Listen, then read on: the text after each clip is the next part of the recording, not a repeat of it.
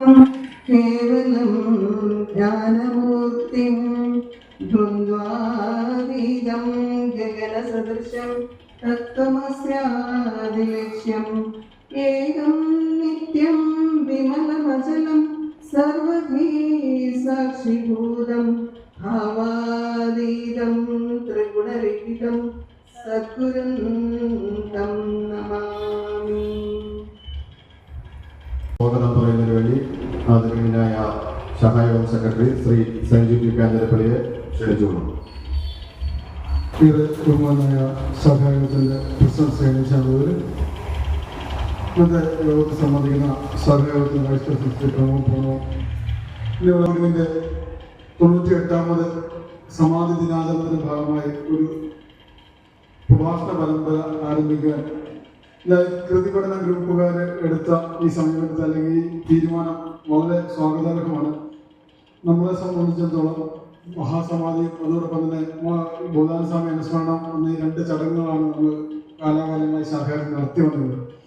എന്നാൽ അതിനൊക്കെ ഭിന്നമായി കന്നിമാസം 1-ാം തീയതി മുതൽ 9-ാം തീയതി വരെ നമ്മുടെ ശാഖായോഗത്തിൽ കൃതി പഠനവുമായി ബന്ധപ്പെട്ട പഠിതാക്കളുടെ ഒരു പ്രഭാഷണ പരമ്പര, അത് നമ്മളെ സംബന്ധിച്ചിടത്തോളം നമ്മുടെ ശാഖായോഗത്തെ സംബന്ധിച്ചിടത്തോളം ഒരു പുതുമയാണ്. ആ പുതുമ എന്തുകൊണ്ടും ശാഖായോഗത്തിന് വളരെ അഭികാമ്യമായ അല്ലെങ്കിൽ ശാഖായോഗത്തിന്റെ മുന്നോട്ടുള്ള പ്രയാണത്തിലെ പ്രവർത്തനങ്ങൾ വളരെ മുതൽക്കൂട്ടാവുന്ന തീരുമാനമാണ് രഞ്ജിത്തിന്റെ നേതൃത്വത്തിലുള്ള ഈ കൃതി പഠന ഗ്രൂപ്പുകാർ എടുത്തിട്ടുള്ളത്. കാരണം നമുക്കറിയാം, നമ്മുടെ ശാഖായോഗം ഒരു 10 വർഷത്തിന് മുമ്പുണ്ടായിരുന്ന ശാഖായോഗത്തെ പോലെയല്ല. നമ്മുടെ ശാഖയിൽ ഒരുപാട് വളർച്ചയുടെ പാതയിലാണ്. ശാഖായോഗത്തിന്റെ വികസന പ്രവർത്തനം ഒന്നൊന്നായി നടന്നു വരികയാണ്. ഏറ്റവും പ്രധാനമായി നമുക്കെല്ലാം പറയാം, നമ്മൾ വസ്തു സമ്പാദിച്ചു, അതോടൊപ്പം തന്നെ നമ്മൾ പ്രോപ്പർട്ടിയോടെ പണി ആരംഭിച്ചു കഴിഞ്ഞു.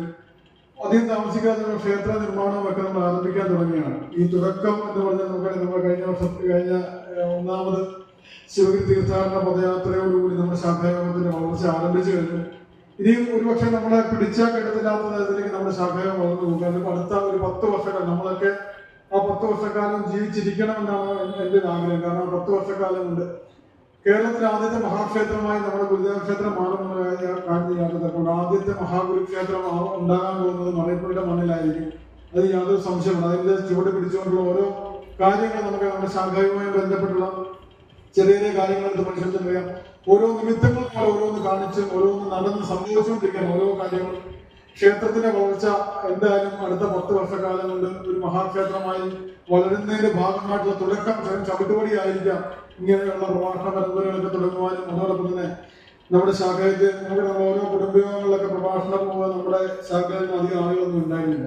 നമ്മൾ പുറത്തുനിന്ന് നമ്മൾ ആളുകളെ വരുത്തിയാണ് നമ്മുടെ ഓരോ കുടുംബങ്ങളിലൊക്കെ പ്രഭാഷണങ്ങളൊക്കെ നടത്തി വന്നിരുന്നെങ്കിൽ ഇനി നമുക്ക് അഭിമാനത്തോടെ തന്നെ മറയപ്പള്ളി ശാഖായോഗത്തിലെ പഠന കേന്ദ്രത്തിലെ അംഗങ്ങൾ ഓരോ കുടുംബയോഗത്തോടും അല്ലെങ്കിൽ ഓരോ സദസ്സുകൾ തോറും നമ്മുടെ അംഗങ്ങൾ പ്രഭാഷകരായി അല്ലെങ്കിൽ ഗുരുദേവ ധർമ്മ പ്രചാരകരൊക്കെ ആയി പങ്കെടുക്കുന്ന അല്ലെങ്കിൽ അവരൊക്കെ ഗുരുദേവ ധർമ്മം പ്രചരിപ്പിക്കുന്നതിന് വേണ്ടി അവരുടേതായ കർമ്മമേഖലകൾ തേടി പോകുമ്പോൾ അവരുടെ മറയപ്പള്ളിയുടെ മണ്ണിലുള്ള മറയപ്പള്ളി ശാഖാംഗങ്ങളാണെന്ന് പറയുമ്പോൾ അങ്ങനെ പറയുന്ന ഒരു അഭിമാനം നമ്മുടെ ശാഖായത്തിന് ഉണ്ടാകുന്ന തരത്തിലേക്ക് കൃതി പഠന കേന്ദ്രത്തെ മാറ്റുവാൻ സാധിച്ചിട്ടുണ്ടെങ്കിൽ അത് രഞ്ജിത്ത് എന്ന ഒരു ശാഖാ കമ്മിറ്റി അംഗത്തിന്റെ ഒരു കഴിവ് ഒന്നുകൊണ്ട് മാത്രമാണെന്നാണ് ഞാൻ വിശ്വസിക്കുന്നത്. കാരണം നമ്മളൊക്കെ പല കാലങ്ങളിൽ പല രീതിയിൽ പല അനുഭവങ്ങളൊക്കെ നമുക്കുണ്ടായിട്ടുണ്ടെങ്കിലും ഈ കൃതി പഠനവുമായി ബന്ധപ്പെട്ടുകൊണ്ട് ശാഖാ കമ്മിറ്റിക്ക് യാതൊരു ഉത്തരവാദിത്വം ഉണ്ടെങ്കിൽ പോലും ഈ ശാഖയുടെ ഭാഗത്ത് യാതൊരു സംഭാവനകൾ നൽകാൻ സാധിച്ചിട്ടില്ല. കാരണം ഒരു കൃതി പഠന കേന്ദ്രം ആരംഭിക്കണമെന്ന് രഞ്ജിത്ത് പറയുമ്പോൾ അതിന് അനുമതി കൊടുക്കുക എന്നല്ലാതെ കൃതി പഠന കേന്ദ്രം മുന്നോട്ട് നടത്തുവാൻ അല്ലെങ്കിൽ അതിന് വേണ്ട സജ്ജീകരണങ്ങൾ ചെയ്യുവാൻ അതിൽ ഓരോ ആഴ്ചയിലും അതിന്റെ കൃതി പഠനം എങ്ങനെ ആയിരിക്കണം, എന്തൊക്കെ ചെയ്യണമെന്ന് തീരുമാനിക്കാനോ നടപ്പാക്കുന്ന ശാഖാ കമ്മിറ്റി ഒരാൾ സെക്രട്ടറി എന്ന രീതിയിൽ ഞാൻ ഉൾപ്പെടെ ഒരാൾ പോലും അതിന്റെ ഭാഗമായി അവരെ സഹായിക്കാൻ ഉണ്ടായിരുന്നില്ലെങ്കിൽ ഇന്ന് വളരെ അഭിമാനത്തോടെ തന്നെ പറയട്ടെ, ഇന്ന് ഇത്ര നല്ല രീതിയിൽ ഒരു കൃതി പഠന കേന്ദ്രത്തെ കൊണ്ടുപോകുവാനും നമ്മുടെ തന്നെ അംഗങ്ങളെ കൊണ്ട് ഇങ്ങനെ ഒരു പ്രോഗ്രാം നടത്തിക്കുവാനും അവസരം ഉണ്ടാക്കിയ അതിന്റെ ചെയർമാനും കൃതി പഠന കേന്ദ്രത്തിന്റെ പ്രവർത്തനത്തിൽ പങ്കെടുത്തുകൊണ്ടിരിക്കുന്ന രഞ്ജിത്ത് ഉൾപ്പെടെയുള്ള അതിന്റെ ഭാഗമായി എല്ലാവർക്കും ഉള്ള നന്ദിയും കടപ്പാടും നമ്മുടെ ശാഖായോഗം രേഖപ്പെടുത്തുകയാണ്. അതോടൊപ്പം ഇതിന്റെ പ്രഭാഷണം ഇവിടെ നടത്തുന്നത് നമ്മുടെ സാജൻ മാർത്തികൾ അവരാണ്. അതോടൊപ്പം തന്നെ അടുത്ത വരും ദിവസങ്ങളിലൊക്കെ നമ്മുടെ അജിത് മോഹൻ ആണെങ്കിലും ഇന്ദിര ചേച്ചി ആണെങ്കിലും അതോടൊപ്പം തന്നെ മിനിമോള് മണിപ്പുഴ, ആശാ ദീപു, സുനിത ബിജു പ്രിയമംഗലം, സജിത ജയകുമാർ, സ്വപ്ന പ്രദീപ്, ആശാ ബിജു, ശ്രീലത ജയകോർ തുടങ്ങി ആ പഠന കേന്ദ്രത്തിലെ അംഗങ്ങളൊക്കെ മാറി മാറി വരും ദിവസങ്ങളിലൊക്കെ നല്ല രീതിയിൽ തന്നെ പ്രഭാഷണങ്ങൾ അവതരിപ്പിക്കും. അവരൊക്കെ ഗുരുദേവ ധർമ്മത്തെ പ്രചരിപ്പിക്കുന്നതിന് വേണ്ടി അവരുടെ ഒക്കെ സമയം മാറ്റിവെച്ചുകൊണ്ട് നമ്മുടെ ഓരോ വീടുകൾ, നമ്മുടെ ഗുരുദേവ ദർശനങ്ങൾ ഓരോ അംഗവീടുകളിൽ എത്തിക്കുകയും ഓരോ ഹൃദയങ്ങളും ഓരോ ഭവനങ്ങളും എത്തിക്കുകയാണ് ഉത്തരവാദിത്തം ഏറ്റെടുത്ത കൃതി പഠന കേന്ദ്രത്തെ അതിനോടുള്ള നന്ദി ആദ്യം തന്നെ രേഖപ്പെടുത്തുകയാണ്. ഞാൻ അധികം ദീർഘിപ്പിക്കുന്നില്ല, എന്റെ കർത്തവ്യത്തിലേക്ക് കടക്കുകയാണ്. ഇന്നത്തെ യോഗത്തിൽ അധ്യക്ഷത ശാഖായോഗത്തിന് ബഹുമാനായ പ്രസിഡന്റ് അണിയിച്ചാണ്. അദ്ദേഹത്തെ വളരെ ആദരവും യോഗത്തിലേക്ക് സ്വാഗതം ചെയ്തിരുന്നു. ഇന്നത്തെ യോഗത്തിൽ മുഖ്യ പ്രഭാഷണം നടത്തുന്ന നമ്മുടെ ശാഖായോഗത്തിന്റെ കമ്മിറ്റി അംഗമായ ശ്രീ സാജൻ മടത്തിക്കാളാണ്. അദ്ദേഹത്തെ നിങ്ങൾക്ക് പരിചയപ്പെടുത്തേണ്ട കാര്യമില്ല. നമ്മുടെ കുടുംബങ്ങളൊക്കെ വളരെ നല്ല പ്രഭാഷണം നടത്തുകയും അതോടൊപ്പം തന്നെ നല്ല ഒരു സംഘടനാ പ്രവർത്തനമൊക്കെയായ ശ്രീ സാജൻ മടത്തിക്കാളുകൾ ഇന്ന് ഒരു നല്ല പ്രഭാഷണം അദ്ദേഹത്തിന് നമുക്ക് ഉണ്ടാകും. കാരണം ഗുരുദേവ ദർശനം നിത്യജീവിതത്തിൽ എന്ന വിഷയത്തെ ആസ്പദമാക്കിയാണ് അദ്ദേഹം ക്ലാസ്സുകളെ നയിക്കുന്നത്. തീർച്ചയായും ശ്രീ സാജൻ മടത്തിക്കുളത്തെ വളരെ ആദരവും യോഗത്തിലേക്ക് സ്വാഗതം ചെയ്യുന്നു. നമ്മുടെ ശാഖായോഗത്തിന്റെ വൈസ് പ്രസിഡന്റ് ശ്രീ പ്രമോദ് പ്രണവ യോഗത്തിലേക്ക് സ്വാഗതം ചെയ്യുന്നു. അതോടൊപ്പം തന്നെ എന്റെ സഹപ്രവർത്തകർ, യൂത്ത് മോഹൻ വനിതാസംഘം പ്രവർത്തകർ, കൃതി പഠന കേന്ദ്രത്തിലെ ഓരോ പ്രവർത്തകരും, അതോടൊപ്പം തന്നെ ഈ കൃതി പഠന കേന്ദ്രത്തെ ഇന്ന് കാണുന്ന തരത്തിലേക്ക് ഇത്ര വിപുലമായ രീതിയിൽ അതിന്റെ പ്രവർത്തനങ്ങൾ അടുക്കും ചിട്ടയോട് കൂടുതൽ നടത്തുകയും അതോടൊപ്പം തന്നെ ഇന്ന് അത്ര കൃത്യമായി തന്നെ അവർക്ക് നിങ്ങൾക്ക് വേണ്ട കാര്യങ്ങൾ ക്രമീകരണങ്ങളൊക്കെ വളരെ ആ ഒരു മനസ്സ് നമ്മൾ കാണാതിരിക്കാൻ പാടില്ല. കാരണം ആ ഗുരുദേവ ദർശനങ്ങൾ പ്രചരിപ്പിക്കുവാൻ അദ്ദേഹം കാണിക്കുന്ന ആ മനസ്സിന് ഒരുപാട് നന്ദി പറഞ്ഞുകൊണ്ട് ശ്രീ രഞ്ജിത്തിനെ യോഗത്തിലേക്ക് സ്വാഗതം ചെയ്തു. എത്തിയ എല്ലാവർക്കും മഹാഗുരുവിന്റെ നാമത്തിൽ സ്വാഗതം ആശംസിച്ചുകൊണ്ട് ഞാൻ വാക്കുകളൊന്നും ഗുരുദേവ ധർമ്മം വിജയിക്കട്ടെ. അടുത്തതായി അധ്യക്ഷ പ്രസംഗത്തിനായി ബഹുമാനപ്പെട്ട സഹായകം പ്രസിഡന്റിനെ ആദരപൂർവ്വം ക്ഷണിച്ചു പോകുന്നു.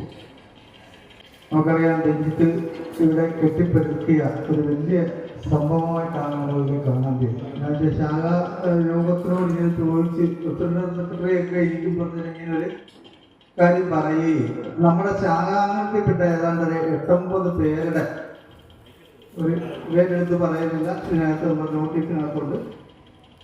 ഇവരുടെ ഭാഗത്തു നിന്നൊക്കെ എന്തെങ്കിലും തെറ്റുകളും കുറ്റങ്ങളും ഒക്കെ ഉണ്ടാകാം. അത് നാളെ നമ്മൾ ആവർത്തിച്ച് പറയാതെ ഇവരെ അതിനെ പ്രോത്സാഹിപ്പിച്ച് നമ്മുടെ ശാഖ അംഗങ്ങളുടെ ഒരു വളരെ മികവ് കാണിക്കണം എന്ന് മാത്രമാണ് എനിക്ക് ഇതിനകത്ത് പറയാനുള്ളത്. അവരുടെ അറിവിനെ കഴിവതും ഇപ്പൊ സാജൻ പറയുന്ന പോലെ മറ്റുള്ളവർക്ക് ചിലപ്പോൾ പറയാനൊക്കെ, അല്ലെങ്കിൽ സായനെ കഴിഞ്ഞ് മുതിർന്ന പഠനം നടത്തുന്ന ആൾക്കാരൊക്കെ വിട്ടുള്ള നമുക്കറിയാം. ഈ പറയുന്ന രാഷ്ട്രത്തോളം മനോജ്യമാവുമ്പോൾ അവരൊക്കെ പറയുന്ന പോലെ തന്നെ പറഞ്ഞ് പഠിച്ചു വന്നെങ്കിൽ മാത്രമേ നമ്മുടെ ഈ പരിഹാരങ്ങൾക്ക് പറയാനുള്ളൂ. അപ്പൊ ഇങ്ങനൊരു വേദി നമ്മുടെ ബഹുമാനപ്പെട്ട കമ്മിറ്റി പാഠ്യപദ്ധതി ലീഡറും ചെയർമാനും ഒക്കെ രഞ്ജിത്തിനെ ആദ്യം തന്നെ നന്ദി പറയുന്നു. ഇതിനെ സംബന്ധിച്ചുള്ളൂ ഇങ്ങനൊരു കെട്ടുറപ്പുള്ള ഒരു സംഗതിയിലേക്ക് കൊണ്ടുവരാനായിട്ട് നയിച്ച രഞ്ജിത്തിനോട് ഗുരുദേവ നാമത്തിൽ എൻ്റെ വ്യക്തിപരമായിട്ട് നന്ദി ആദ്യമേ തന്നെ അവതരിപ്പിക്കുകയാണ്. രഞ്ജിത്തിനെ സംബന്ധിച്ചൊക്കെ നമുക്കറിയാം, എല്ലാ പഠന ക്ലാസ്സുകളിലും പങ്കെടുത്ത് ഏതാണ്ടൊരു 10-15 വർഷമായിട്ട് ഇതുമായിട്ട് ബന്ധപ്പെട്ട് നിൽക്കുന്ന ഒരാളാണ്. 10 വർഷമായിട്ടാണ് എനിക്ക് തോന്നുന്നത്. അപ്പം നമുക്ക് തെറ്റുകളൊക്കെ ഉണ്ടാകാം. അതിനാണ് ഞാൻ ആദ്യമേ തന്നെ പറഞ്ഞത്, ഇവരിപ്പം നമ്മുടെ ശാഖയിലെ അംഗങ്ങള് നമുക്ക് ഇത്രയും പേരെ നമ്മളെ വളർത്തിയെടുക്കാൻ നാളുകളിൽ ഇവര് ലോകം അറിയുന്ന ഒരു നല്ല പ്രഭാഷകരായിട്ട് വരട്ടെ എന്ന് പ്രാർത്ഥിക്കുകയാണ്.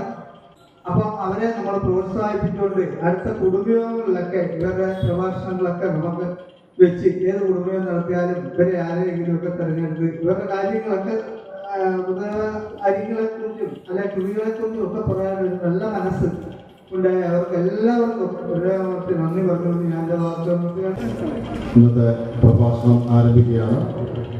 ഗുരുദേവ ദർശനം നിത്യജീവിതത്തിൽ എന്ന വിഷയത്തെ ആസ്പദമാക്കി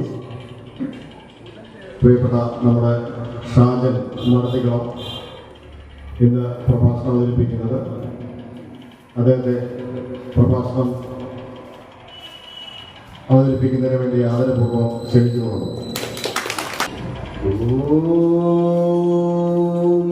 ഗുരുർ ബ്രഹ്മ ഗുരുർ വിഷ്ണു ഗുരുദേവോ മഹേശ്വര ഗുരു സാക്ഷാത് പരബ്രഹ്മ തസ്മൈ ശ്രീ ഗുരവേ നമഃ.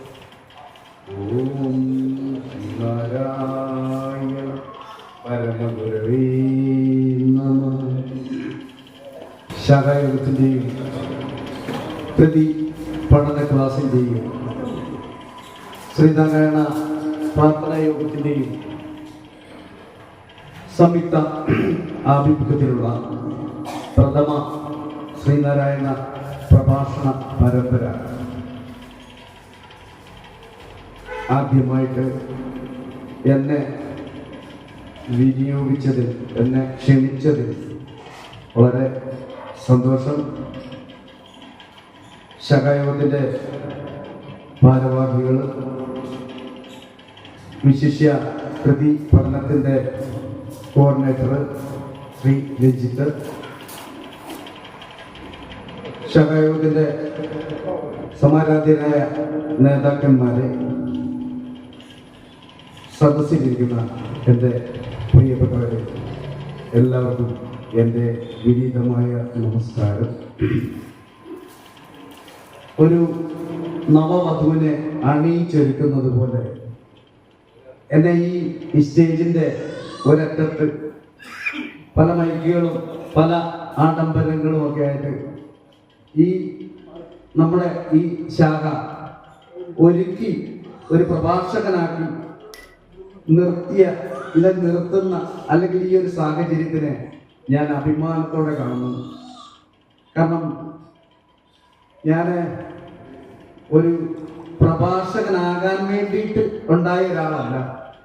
അബദ്ധത്തിൽ അറിയാതെ ശാഖ എന്നെ ഒരു പ്രഭാഷകനാക്കിയതാണ്. ഞാൻ പല പ്രാവശ്യം പറഞ്ഞിട്ടുണ്ട്. കുറച്ച് വർഷങ്ങൾക്ക് മുമ്പ് ഏതോ ഒരു ആവശ്യത്തിന് ഒരു ചതയ ദിവസം വില്ലേജ് ഓഫീസിൽ പോയിട്ട് ഉച്ചയ്ക്ക് നല്ല വിശപ്പ് സമയത്ത് ഉച്ചയ്ക്ക് ഇതിലേക്കൂടെ വന്നപ്പോൾ പ്രാർത്ഥന കണ്ടി സൈഡിലൊന്ന് കയറി ഏറ്റവും പുറകിലൊക്കെ ബെഞ്ചിനെ ഇരുന്ന് പ്രാർത്ഥന കൂടാനൊന്നുമില്ല. ഊണിന്റെ സമയമായിട്ട് കഴിച്ചിട്ട് പോകാനൊക്കെ. അപ്പൊ അങ്ങനെ പ്രാർത്ഥനയുടെ സമയം ഏകദേശം കഴിയാറായ സമയത്ത് അന്നുണ്ടായിരുന്ന സർക്കാർ സെക്രട്ടറി അന്നത്തെ നമ്മുടെ പ്രസിഡന്റും എന്ന് പറഞ്ഞ അനിച്ചതിനെയാണ് വന്നു എന്നോട് 2 വാക്ക് സംസാരിക്കാമോ എന്ന് ചോദിച്ചു. ഞാൻ അവിടെ ഉച്ചയ്ക്ക് വന്നു, ഒരു തയ്യാറെടുപ്പില്ലാതെ അങ്ങനെ വാക്ക് സംസാരിക്കേണ്ട ആളേ അല്ല. എന്നോട് പറഞ്ഞു ഒരു 2 വാക്ക് സംസാരിക്കാൻ. ഞാൻ എന്താ ഈ 2 വാക്ക്? ഇവരിത് പറഞ്ഞു വെച്ച് ഇവിടെ വന്ന് സദസ്സിൽ വന്നിട്ട് പറഞ്ഞു നമ്മുടെ ശാഖാംഗം അത് കമ്മിറ്റിയൊന്നുമായിട്ടില്ല, സാജൻ 2 വാക്ക് നിങ്ങളോട് സംസാരിക്കുന്നു. ഞാൻ അവിടുന്ന് 10 അടി എങ്ങനെയാ വന്നെന്ന് എനിക്കറിയത്തില്ല. ആകപ്പാടെ ഒരു വിറയിലും ഒരു സംഭവം ഒരു വല്ലായില്ല. മൈക്കിന്റെ മുമ്പിൽ നിന്നിട്ടില്ല, മൈക്കില്ലായിരുന്നു വന്നു. പക്ഷെ എന്നാലും ഇത്രയും ആൾക്കാരുടെ മുമ്പിൽ അന്ന് ഇത്രയൊക്കെ ആൾക്കാരുണ്ടായിരുന്നു തോന്നുന്നു. എന്നാലും ഒരു 5 പേരുടെ മുമ്പിലൊക്കെ നിൽക്കുമ്പോൾ നമുക്ക് ഒരു വല്ലാഴിക. അപ്പം അത് ഞാൻ അന്ന് എന്തൊക്കെയോ പറഞ്ഞു. ഞാൻ ഭഗവാനോട് പ്രാർത്ഥിച്ചു. എനിക്കൊന്നും അറിയത്തില്ല. ഇവരെന്തോ ആണോ കേൾക്കാൻ ആഗ്രഹിക്കുന്നത് അത് എന്നിലൂടെ കൊടുക്കാൻ പറ്റുമെങ്കിൽ സന്തോഷം. അപ്പം ഞാൻ പറഞ്ഞതിൻ്റെ എൻ്റെ ഒരു തുടക്കമായിരുന്നു. അത് കഴിഞ്ഞതിന് ശേഷം ദേവകൃതികളൊന്നും പഠിക്കുന്നുണ്ട്. ഞാൻ വീട്ടിലിരുന്ന് പ്രാർത്ഥിക്കാറുണ്ട്. ആ പ്രാർത്ഥന പഠിത്തമാകാറുണ്ട്. പഠിത്തം ഒരുപാട് പ്രാവശ്യം വായിച്ച് എനിക്കതൊരു ലഹരിയാകുന്ന ഒരു കാലമായിരുന്നു. ഇപ്പോഴും എനിക്കൊരു ലഹരിയാണ് പ്രാർത്ഥന. എൻ്റെ പ്രാർത്ഥനയുടെ ലഹരി എന്നൊക്കെ പറയുന്നത് ഓരോ തരത്തിലായിരുന്നു. ആദ്യം കൃതികൾ ഇങ്ങനെ ചൊല്ലി പഠിച്ച് അതൊരു ഇഷ്ടമാകാൻ തുടങ്ങി. പിന്നെ എനിക്കിഷ്ടം എന്തായിരുന്നു? ചരമപ്രാർത്ഥനയായിരുന്നു. ചരമപ്രാർത്ഥന, മരിച്ചവർക്ക് പ്രാർത്ഥിക്കുന്ന പ്രാർത്ഥന എനിക്ക് ഭയങ്കര ഇഷ്ടമായിരുന്നു. അങ്ങനെ രാവിലെ ഞാൻ എൻ്റെ ജോലിക്ക് പോകുന്ന സമയത്ത് ഇങ്ങനെ പോയിരുന്നില്ലൊന്ന് മേനങ്ങൾ പോയാൽക്കുള്ള കേടാകുമെന്നൊക്കെ പറഞ്ഞിട്ട് ഇങ്ങനെ വണ്ടി ഓടിച്ചു പോവുക. ഇത് തുടർന്ന് എൻ്റെ ഷോപ്പിലെ ജോലികളൊക്കെ കഴിഞ്ഞിട്ട് തിരിച്ചു വരുന്ന സമയത്ത് ഞാൻ ഇങ്ങനെ പോരുക. രാത്രി വർക്ക്ഷോപ്പൊക്കെ അടച്ചിട്ട് ഇങ്ങനെ പോരുന്ന സമയത്ത് വീണ്ടും പ്രാർത്ഥന തുടങ്ങി. നമ്മുടെ അന്നും ഇതുപോലെ പ്രാർത്ഥനയാണ്. അപ്പം അവിടുന്ന് ഈ ബസ് എൻ്റെ സമയം കഴിഞ്ഞ് നിന്നപ്പോഴേ ആരോ ഒരാൾ കൈനീട്ടിയപ്പോൾ വഴിയിലോട്ട് ഇറങ്ങി. അപ്പം ഞാൻ പറഞ്ഞു ഞാൻ മറിയപ്പള്ളി വരെയുള്ളൂ, കുഴപ്പമില്ല, എനിക്ക് ടൗണിൽ പോകാനുള്ളതാണ്, മറിയപ്പള്ളി ഇറങ്ങിയിട്ട് ഞാൻ ബസ്സിന് പോകണം എന്നൊക്കെ പറഞ്ഞിട്ട് ഇങ്ങനെ കയറിയപ്പോൾ ഞാൻ വീണ്ടും എൻ്റെ പ്രാർത്ഥന തുടങ്ങി. ആദ്യമൊക്കെ എൻ്റെ പുറകിലിരുന്നയാൾ ഇതുവരെ പ്രാർത്ഥന ജനപ്രാർത്ഥന പ്രാർത്ഥിച്ചു. ദൈവമേ സച്ചിദാനന്ദ, ദൈവമേ ഭക്തവത്സല, ദൈവമേ ഉച്ചത്തിലാണ് ചെല്ലുന്നത്. ഹെൽമെറ്റൊക്കെ ഉണ്ടെങ്കിൽ ഈ പുറകിലിരുന്നയാൾ വല്ലാതെ ജനിപ്പിരികൊള്ളാൻ തുടങ്ങി. ഇത് എന്തിനാണെന്ന് എനിക്കറിയത്തില്ല. ഇയാളുടെ പേടി എന്നോട് ചോദിച്ചു എന്നാ പറ്റിയെന്ന് ചോദിച്ചു. ഞാൻ പറഞ്ഞാൽ എന്താ പറ്റില്ല. എന്താ പറ്റി? ഞാൻ ഈ പ്രാർത്ഥനയൊക്കെ പഠിക്കുന്നുണ്ട്, അതുകൊണ്ടാണ്. എന്നാ പ്രാർത്ഥിച്ചോളം പറഞ്ഞു. എന്തായാലും അദ്ദേഹം ചിങ്ങവനായപ്പോൾ എന്നോട് പറഞ്ഞു, ഇവിടെ നിർത്തിയത് ഞാൻ ഇറങ്ങിക്കോളാമെന്ന്. അപ്പം അദ്ദേഹം പേടിച്ചായിരിക്കത്തില്ല. അപ്പം ഞാൻ എൻ്റെ പ്രാർത്ഥനയുടെ ഒരു രീതിയാണ് പറഞ്ഞു കൊടുക്കുന്നത്. അപ്പം നമുക്ക് നമ്മുടെ വിഷയത്തിലേക്ക് കിടക്കുന്നതിന് മുമ്പ് ആമുഖമായിട്ട് നമുക്ക് ഒരു ചെറിയ കീർത്തനത്തിലൂടെ തുടങ്ങണം. എന്താന്ന് വെച്ചാൽ പല കുടുംബയോഗത്തിലും ചെന്ന് 2 വാക്ക് സംസാരിക്കുമ്പോഴേ അവിടെ പറയും ഇനി കുടുംബശ്രീക്ക് പോകണം, പിന്നെ സമയമില്ല, 10 മിനിറ്റ് ആയില്ലേ, 20 മിനിറ്റ് ആയില്ലേ, എനിക്കൊന്ന് പറഞ്ഞു വരുമ്പോൾ ഒരു ശകലം സമയമില്ല. എന്താണെന്നറിയത്തില്ല, നേരത്തെ അങ്ങനെ ആയിട്ടില്ല. അപ്പം നമ്മുടെ നിത്യാമ്മയൊക്കെ പറയുന്നത്, സാജൻ പറയുമ്പോൾ ഒരു ഫ്രെയിം ഉണ്ടാക്കിയിട്ട് ആ ഫ്രെയിമിനകത്ത് നിന്ന് അവനിങ്ങനെ സംസാരിക്കുന്നത് നല്ലതെന്നൊക്കെ പുള്ളിക്കാരത്തി പറഞ്ഞിട്ടുണ്ട്. അപ്പൊ എന്തായാലും ആ ഫ്രെയിമിന്റെ ആണോ എന്തിന്റെ ആയാലും ഞാൻ ഈ പറഞ്ഞു വരുമ്പോൾ ഒരു ശകലം സമയമൊക്കെ എടുക്കുന്നത് കൊണ്ട് ഇന്നിപ്പോ നമുക്ക് വേറെ എങ്ങും പോകണ്ട, ഭക്ഷണമുണ്ട്. അപ്പം എല്ലാവരും മനസ്സിനെ പൂർണ്ണമായിട്ടും ഈ ഒരു ഗുരു സന്നിധിയിൽ അർപ്പിച്ചുകൊണ്ട്, അല്ലെങ്കിൽ ഇവിടെ തന്നെ ഇരുന്നുകൊണ്ട്, ഈ ശരീരത്തിന്റെ ഉള്ളിൽ തന്നെ മനസ്സിനെ അടക്കി ഇരുത്തിക്കൊണ്ട് ഇതൊന്ന് കേൾക്കുകയാണെങ്കിൽ നിങ്ങൾക്ക് എന്തെങ്കിലുമൊക്കെ ഒരു ഗുണമുണ്ടാകും. കാരണം എന്താണെന്ന് വെച്ചാൽ എന്താ നിങ്ങളോട് പറയേണ്ടതെന്ന് എനിക്ക് ഇപ്പോഴും അറിയത്തില്ല. സത്യം, ഞാനൊന്നും പഠിച്ചിട്ടില്ല. കാരണം പഠിച്ചു പറയുന്ന ഒരു പരിപാടി എനിക്കില്ല. ഞാൻ പ്രഭാഷണം ഉണ്ട് എന്ന് പറയുമ്പോൾ 2 ദിവസം മുമ്പൊക്കെ അല്ലെങ്കിൽ വൈകിട്ടൊക്കെ പുസ്തകം എടുത്തുകൊണ്ട് അകത്ത മുറിയിലോട്ട് പോകുമ്പോൾ ഭാര്യയോട് പറയും ഞാൻ പഠിക്കാൻ പോകുന്നു. പക്ഷെ അവിടെ ചെന്ന് ഞാനിത് തുറന്നു നോക്കി എനിക്കൊന്നും പഠിക്കാൻ പറ്റാറില്ല. കാരണം എൻ്റെ ഉള്ളിൽ ഇപ്പോഴും മനസ്സ് വെറൊരു സ്ക്രീനാണ്, വെള്ള സ്ക്രീൻ, അതിലൊന്നുമില്ല, ബ്ലാങ്ക്. അതിന് ഭഗവാൻ എന്തെങ്കിലും തരണം. അപ്പൊ നിങ്ങൾക്ക് എന്താണ് വേണ്ടത് എന്ന് നിങ്ങൾ ആത്മാർത്ഥമായിട്ട് ആഗ്രഹിക്കുന്നുവെങ്കിൽ അത് എന്നിലൂടെ ഭഗവാൻ തരും. ഇവിടെ സത്സംഗത്തിനൊക്കെ അങ്ങനെ ഞായറാഴ്ച ദിവസം രാവിലെ എന്തായിരുന്നു ഇവരോട് ഞാൻ പറയേണ്ടത്? ധ്യാനത്തിന് ഒരു 10 മിനിറ്റ് കാണും, ഒരു 15 മിനിറ്റ് കാണും. ഈ 15 മിനിറ്റ് നേരം എന്തെങ്കിലും ഒന്ന് പറയണ്ടേ ഭഗവാനെ എന്ന് പറഞ്ഞ് നമുക്ക് ഈ ധ്യാനം, ജപം എന്നൊക്കെ പറഞ്ഞുകൊണ്ട് അങ്ങോട്ട് തുടങ്ങുമ്പോൾ എന്തെങ്കിലും ഒരു കഥ എൻ്റെ സ്റ്റുഡൻസ് ഇരിപ്പുണ്ട്, ഇവിടെ ഏറ്റവും ഫ്രണ്ടിൽ ഇരിപ്പുണ്ട്. കാരണം എന്താണെന്ന് വെച്ച് കഴിഞ്ഞാൽ ആ കഥയ്ക്കകത്ത് എന്തെങ്കിലുമൊക്കെ ഉണ്ടാവും അവർ പറയുന്നത്. ഞാൻ എന്താ പറയുന്നത് സത്യത്തിൽ എനിക്കറിയത്തില്ല. എന്ന് പറഞ്ഞാൽ ബോധമില്ലാത്തത് കൊണ്ടല്ല, ഞാനൊരു ഉപകരണം മാത്രമാണ്.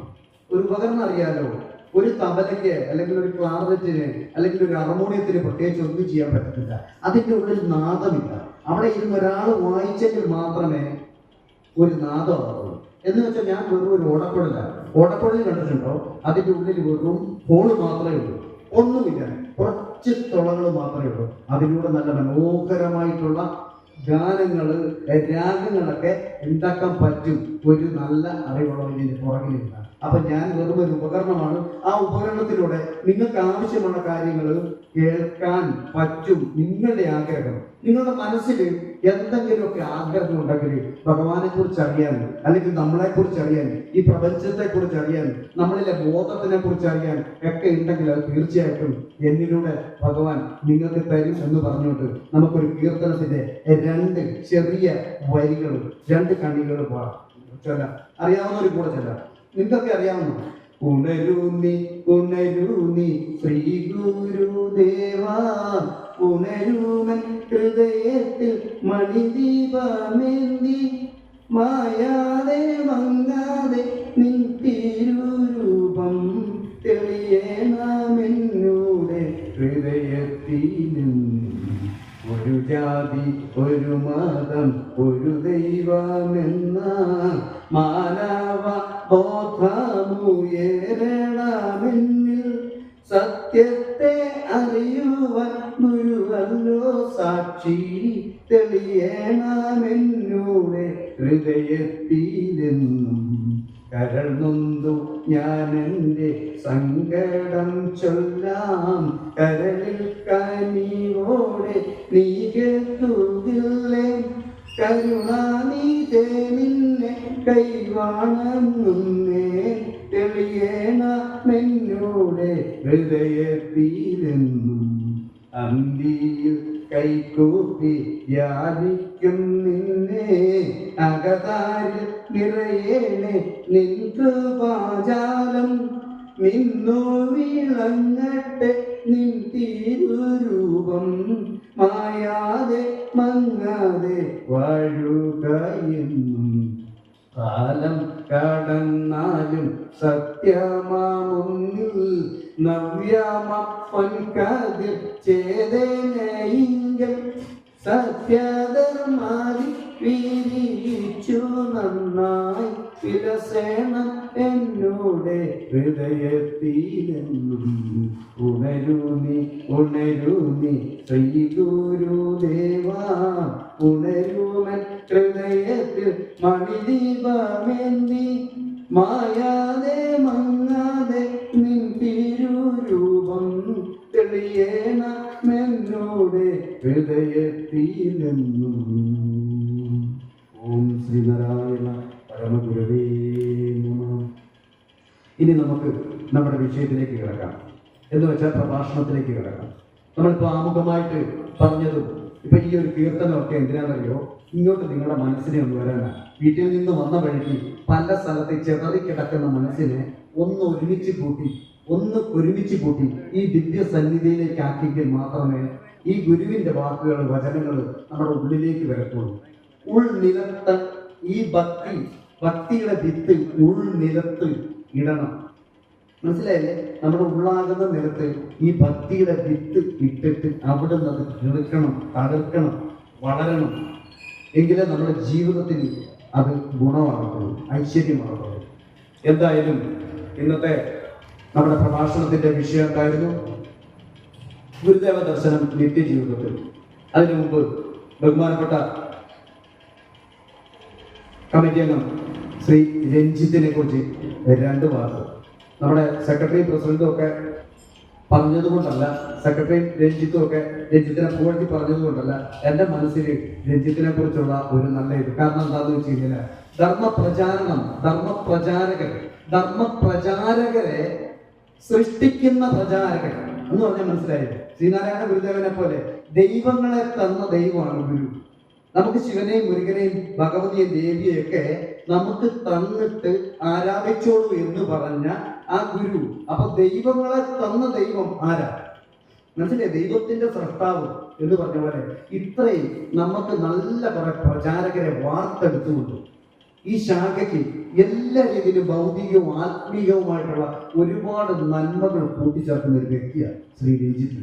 ഒരുപാട് കാര്യങ്ങൾ ഇപ്പൊ ഈ നിസാർ അവര് ഈ കഴിഞ്ഞ ഇടയ്ക്ക് ഈ പഠനയാത്ര പോകുന്നതിന്റെ അതിനകത്തുനിന്ന് കിട്ടിയ പൈസ പോലും നമുക്ക് ശാഖായോഗത്തിന്റെ ഒരു മുതൽക്കൂട്ടിന് വേണ്ടിയിട്ട് എതിരെ കൂടെ പോയാലും അദ്ദേഹം ഭൗതികമായിട്ടുള്ള ആ നന്മകൾ നിറയ്ക്കാനും സ്വന്തം കയ്യിൽ നിന്നുള്ള ഇതാണെങ്കിലും നമ്മുടെ ഓണഫണ്ട് നടത്തി അതിന്റെ ഒരു വീതം ഏത് തരത്തിൽ ഈ പ്രസ്ഥാനത്തിനോട് വല്ലാത്ത ഒരു ആത്മബന്ധവും പൂർവ്വം അതിന്റെ ഒരു പ്രസരിപ്പാണ് ഇന്നത്തെ ഈ ഒരു വേദി തന്നെ. ശരിക്കും പക്ഷാചരണം നമുക്കും ഇത് ചെയ്യാം. അതിൽ നമ്മുടെ ബഹുമാനപ്പെട്ട സെക്രട്ടറി, നമ്മുടെ കമ്മിറ്റി പ്രസിഡന്റും എല്ലാവരും അവർ ചെന്ന് ഇങ്ങനെ ഒരു അഭിപ്രായം പറഞ്ഞു അതിനെന്താ നമുക്ക് ചെയ്യാം എന്ന് പറഞ്ഞുകൊണ്ടുള്ള ആ ഒരു കൂട്ടായ്മ, അതാണ് നമ്മുടെ മറിയപ്പള്ളി 26 നമ്പർ CCTV ശാഖായോഗത്തിന്റെ ഒരു വലിയ വിജയം. ആരും ഒരു അഭിപ്രായം പറഞ്ഞാൽ ആ അഭിപ്രായത്തോട് യോജിച്ച് നിന്നത് ഒറ്റയ്ക്ക്, അതായത് ഒന്നിച്ച് മുന്നോട്ട് പോകാൻ പറ്റുന്ന തരത്തിലുള്ള ഒരു കൂട്ടായ്മ, അതിന് തീർച്ചയായിട്ടും നമ്മുടെ രഞ്ജിത്തിന് നല്ലൊരു കയ്യിൽ കൊടുക്കാം നമുക്ക് ജ്ഞാനോദയം. കാരണം അത്രയ്ക്ക് എഫർട്ട് അദ്ദേഹം ഇതിനായിട്ട് സഹിക്കുന്നുണ്ട്. കഴിഞ്ഞ ഞായറാഴ്ച ഞാനിവിടെ നമ്മുടെ പാഠശാലയിലെ കുട്ടികൾക്ക് ക്ലാസ് എടുക്കുമ്പോഴും സത്സംഗത്തിലൊക്കെ രഞ്ജിത്ത് രാവിലെ വന്നിട്ട് അവരെ ഓരോരുത്തരെയും അതിന് വേണ്ടിയിട്ട് ട്രെയിൻ ചെയ്യിക്കുക. എത്ര നല്ല മിടുക്കികളായിട്ടുള്ള പ്രഭാഷകരെയാണെന്നറിയോ നമുക്ക് രഞ്ജിത്ത് തന്നിരിക്കുന്നത്. നാളെ തൊട്ട് അവരുടെ പെർഫോമൻസ് നിങ്ങൾക്ക് കാണാൻ പറ്റും. കാരണം എന്താണെന്ന് വെച്ച് കഴിഞ്ഞാൽ നമ്മുടെ ശാഖയിൽ എന്തെങ്കിലും ഒരു ഇത് വന്നാൽ നമ്മൾ വെളിയിൽ നിന്ന് ആരെ വിളിക്കുന്നത് ഗുരുവിന്റെ ഗുണങ്ങൾ, ഗുരുവിന്റെ നന്മകളെ കുറിച്ച് മനസ്സിലാക്കുകയും ആ ധർമ്മപ്രചാരണം നമ്മുടെ ഇടയിൽ തന്നെ നടത്തി അതായത് നമുക്ക് തന്നെ ഒരു മുതൽക്കൂട്ടായി മാറുക എന്ന് പറയുന്നത് ചെറിയ കാര്യമില്ല. ധർമ്മപ്രചാരകർ എന്ന് പറഞ്ഞാൽ ചെറിയൊരു പോസ്റ്റ് അല്ല. ഗുരുവിന്റെ ആകർഷണമില്ലാതെ ഒരാൾക്കും ഇതിനകത്തൊന്നും ഇരിക്കാൻ പറ്റത്തില്ല. ഗുരുവിന്റെ ഒരു താല്പര്യമില്ലാതെ ഒരാൾക്കും ഇതിനകത്തൊന്നും ഇരിക്കാൻ പറ്റത്തില്ല. അത് സത്യം. അപ്പൊ ധർമ്മപ്രചാരകനാകുക എന്ന് പറഞ്ഞാലോ ഈ പ്രചാരകരെ സൃഷ്ടിക്കുക എന്ന് പറയുമ്പോൾ എത്രത്തോളം അതിനകത്തൊരു ഇതുണ്ട്. അതുകൊണ്ട് ശ്രീ രഞ്ജിത്തിന് അഭിനന്ദനങ്ങൾ. ഒരു കൈയ്യോടെ രഞ്ജിത്ത്. പിന്നെ രഞ്ജിത്ത് എനിക്ക് തന്ന വിഷയം ഗുരുദേവ ദർശനം നിത്യജീവിതത്തിൽ. ഗുരുദേവ ദർശനം എന്ന് പറയുന്നത് എന്താണ്? നമുക്കെല്ലാവർക്കും അറിയാം അല്ലെ? കാലങ്ങളായിട്ട് നമ്മൾ കേട്ടുകൊണ്ടിരിക്കുന്നതാണ്. ഗുരുദേവ ദർശനം എന്താണ്? അദ്വൈതം, ദ്വൈതമല്ലാത്തത്, രണ്ടല്ലാത്തത്. രണ്ടല്ലാത്തത് എന്ന് പറയുമ്പോൾ ഇവിടെ രണ്ടുണ്ട്. ഏതാണ് ഇവിടുത്തെ രണ്ട്? മനസ്സിലായോ? ഏതാണ് ഇവിടുത്തെ രണ്ട്? ഈ പ്രകൃതിയും ഞാനും, ഈ കണ്ണുകൊണ്ട് കാണുന്ന ഈ പ്രപഞ്ചവും ഞാനും. ഞാൻ എന്ന് പറയുമ്പോൾ നിങ്ങൾ ഓരോരുത്തരും, നമ്മൾ, മനസ്സിലായോ? ഞാനൊന്ന്, പ്രപഞ്ചമൊന്ന്. ഇതുപോലെ നിങ്ങൾ ഓരോരുത്തരും കൈവച്ച് ഞാൻ എന്ന് പറയുന്നത് അതാണ്. ആ രണ്ട്, ഈ രണ്ട് രണ്ടല്ല, അതൊന്നാണ്. അതാണ് ഇതിന്റെ ഏറ്റവും ലളിതമായിട്ടുള്ള ഒറ്റ വാക്കിലുള്ള ഉത്തരം. അദ്വൈതം എന്ന് പറഞ്ഞാൽ ദ്വൈതമല്ലാത്തത്. ആ ദ്വൈതമല്ലാത്തത് എന്ന് പറഞ്ഞാൽ രണ്ടല്ലാത്തത്. രണ്ടല്ലാത്തത് എന്ന് പറയുന്നത് ഒന്ന്. ആ ഒന്ന് ഏതാണ്? പക്ഷെ ഇപ്പം ഞാൻ ഈ പറഞ്ഞതൊന്നും നിങ്ങൾക്ക് മനസ്സിലായില്ല എന്നുള്ളതാണ് സത്യം.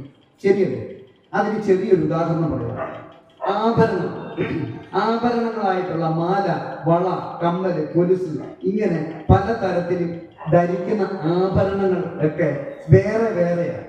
കമ്മലായിട്ടും മാലയായിട്ടും കൊലുസായിട്ടും ഒക്കെ കണ്ടുകൊണ്ടിരിക്കുന്ന ഈ ആഭരണങ്ങൾ വേറെ വേറെയാണെങ്കിലും അതിലടങ്ങിയിരിക്കുന്നത് എന്താണ്? എന്താണ്? എന്താണ്? സ്വർണം അല്ലേ? നമ്മുടെ സെക്രട്ടറി ആണെങ്കിലും അല്ലെങ്കിൽ വേറെ ഏതെങ്കിലും ബാങ്കിലാണെങ്കിലും നമ്മളത് പണയം വെക്കാൻ ചെന്ന് കഴിഞ്ഞാൽ മാലയ്ക്കൊരു വില, കൊലുസിനൊരു വില, വളയ്ക്കൊരു വില, അങ്ങനെയല്ലല്ലോ. സ്വർണത്തിന്റെ തൂക്കമല്ലേ എടുക്കത്തുള്ളൂ ഇല്ലേ? അപ്പൊ അത് സ്വർണ്ണമാണ്, അതിലടങ്ങിയിരിക്കുന്നത് സ്വർണ്ണമാണ്. അപ്പൊ അതിനെ സ്വർണം ആയിട്ട് കാണുക. പിന്നെ ആഴി, തിര, നുര, പത, ഒരു കടലിന്റെ അറ്റത്ത് ചെന്ന് നിൽക്കുമ്പോൾ, ഒരു കടലിന്റെ ഓരത്ത് ചെന്ന് നിൽക്കുമ്പോൾ അതിന്റെ അലയടിച്ചു വരുന്ന തിരമാല, ആ തിരമാലയുടെ അറ്റത്തേക്ക് പോകുന്ന പത, നുര ഒക്കെ ഉണ്ടല്ലോ. പലതായിട്ടാണ് നമ്മൾ കാണുന്നത്. തിരമാല വേറെ കാണുന്നു. ആ തിരമാല പൊങ്ങി വന്നിങ്ങനെ താന്നു വന്നു കഴിഞ്ഞ് ആ തീരത്തോട് അടുത്ത് ചേർന്ന് വരുമ്പോൾ അതിൽ നിന്നുണ്ടാകുന്ന നുരയും പതയൊക്കെ ഉണ്ടല്ലോ. അതൊക്കെ വേറെ വേറെയായിട്ടാണ് നമ്മൾ കാണുന്നത് നമ്മുടെ കണ്ണുകൊണ്ട് ഇല്ലേ? ഈ വേറെ വേറെയായിട്ട് നമ്മുടെ കണ്ണുകൊണ്ട് കാണുന്നതെല്ലാം ആ കടലിലെ വെള്ളമാണ്. ശരിയല്ലേ? ആ കടലിലെ വെള്ളമാണ് തിരയായിട്ട് വരുന്നതും, ആ കടലിലെ വെള്ളമാണ് നുരയായിട്ട് വരുന്നതും, ആ കടലിലെ വെള്ളമാണ് പതയായിട്ട് വരുന്നതും ഒക്കെ പലതായിട്ട് കാണുന്നതൊക്കെ ഒന്നിന്റെ തന്നെ രൂപങ്ങളാണ് കുഞ്ഞെ. അതുകൊണ്ട് ഇവിടെ ഒന്ന് മാത്രമേ ഉള്ളൂ. അതാണ് സത്യം. പക്ഷെ ഇതാണ് നമുക്ക് മനസ്സിലാകാത്തത്. ഇത് തന്നെയാണ് ഒരാളോട് പറഞ്ഞ് മനസ്സിലാക്കാൻ പറ്റാത്തത്. പറഞ്ഞ് മനസ്സിലാക്കാൻ പറ്റാത്തതായതുകൊണ്ടാണ് ഇത് അതീവ ഗുഹ്യമാണ്, രഹസ്യമാണെന്ന് പറയുന്നത്. വേദാന്തം രഹസ്യമാണെന്ന് പറയുന്നത്. വേദാന്തം രഹസ്യമാകുന്നത് എന്തുകൊണ്ടാണ്?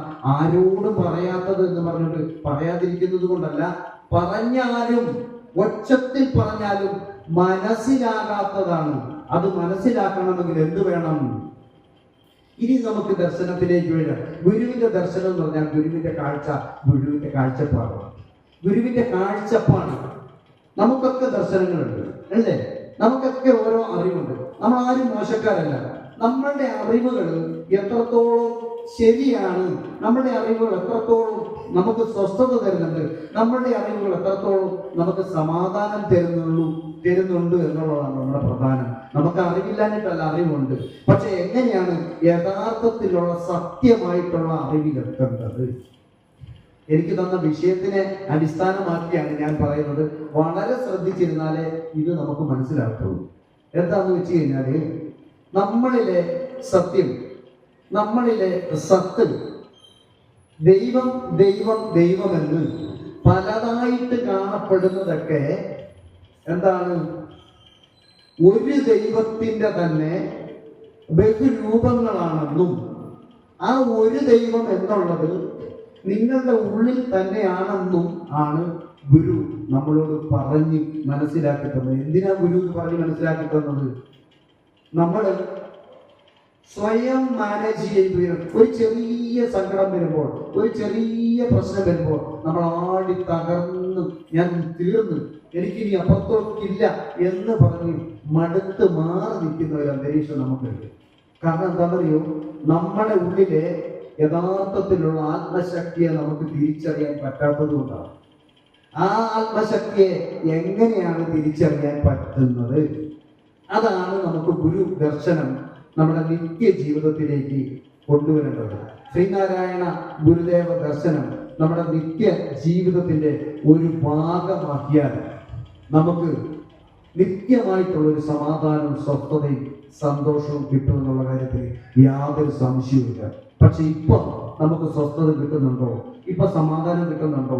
ഇപ്പൊ നമ്മൾ തൊഴുന്നില്ലേ, ചതയവ്രതം എടുക്കുന്നില്ലേ, നമ്മൾ ഗുരുദേവ സന്നിധിയിൽ പ്രാർത്ഥിക്കുന്നില്ലേ, കൃതികൾ കാണാതെ പഠിക്കുന്നില്ലേ?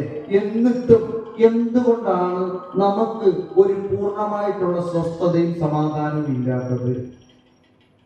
നമ്മൾ അതിൻ്റെ അർത്ഥത്തിൽ, ഗുരു ഉദ്ദേശിച്ച അർത്ഥത്തിൽ അതിനെ ഉൾക്കൊള്ളാഞ്ഞത് കൊണ്ടാണ്, ഉൾക്കൊള്ളാതിരിക്കുന്നത് കൊണ്ടാണ് എന്നുള്ളതാണ് സത്യം.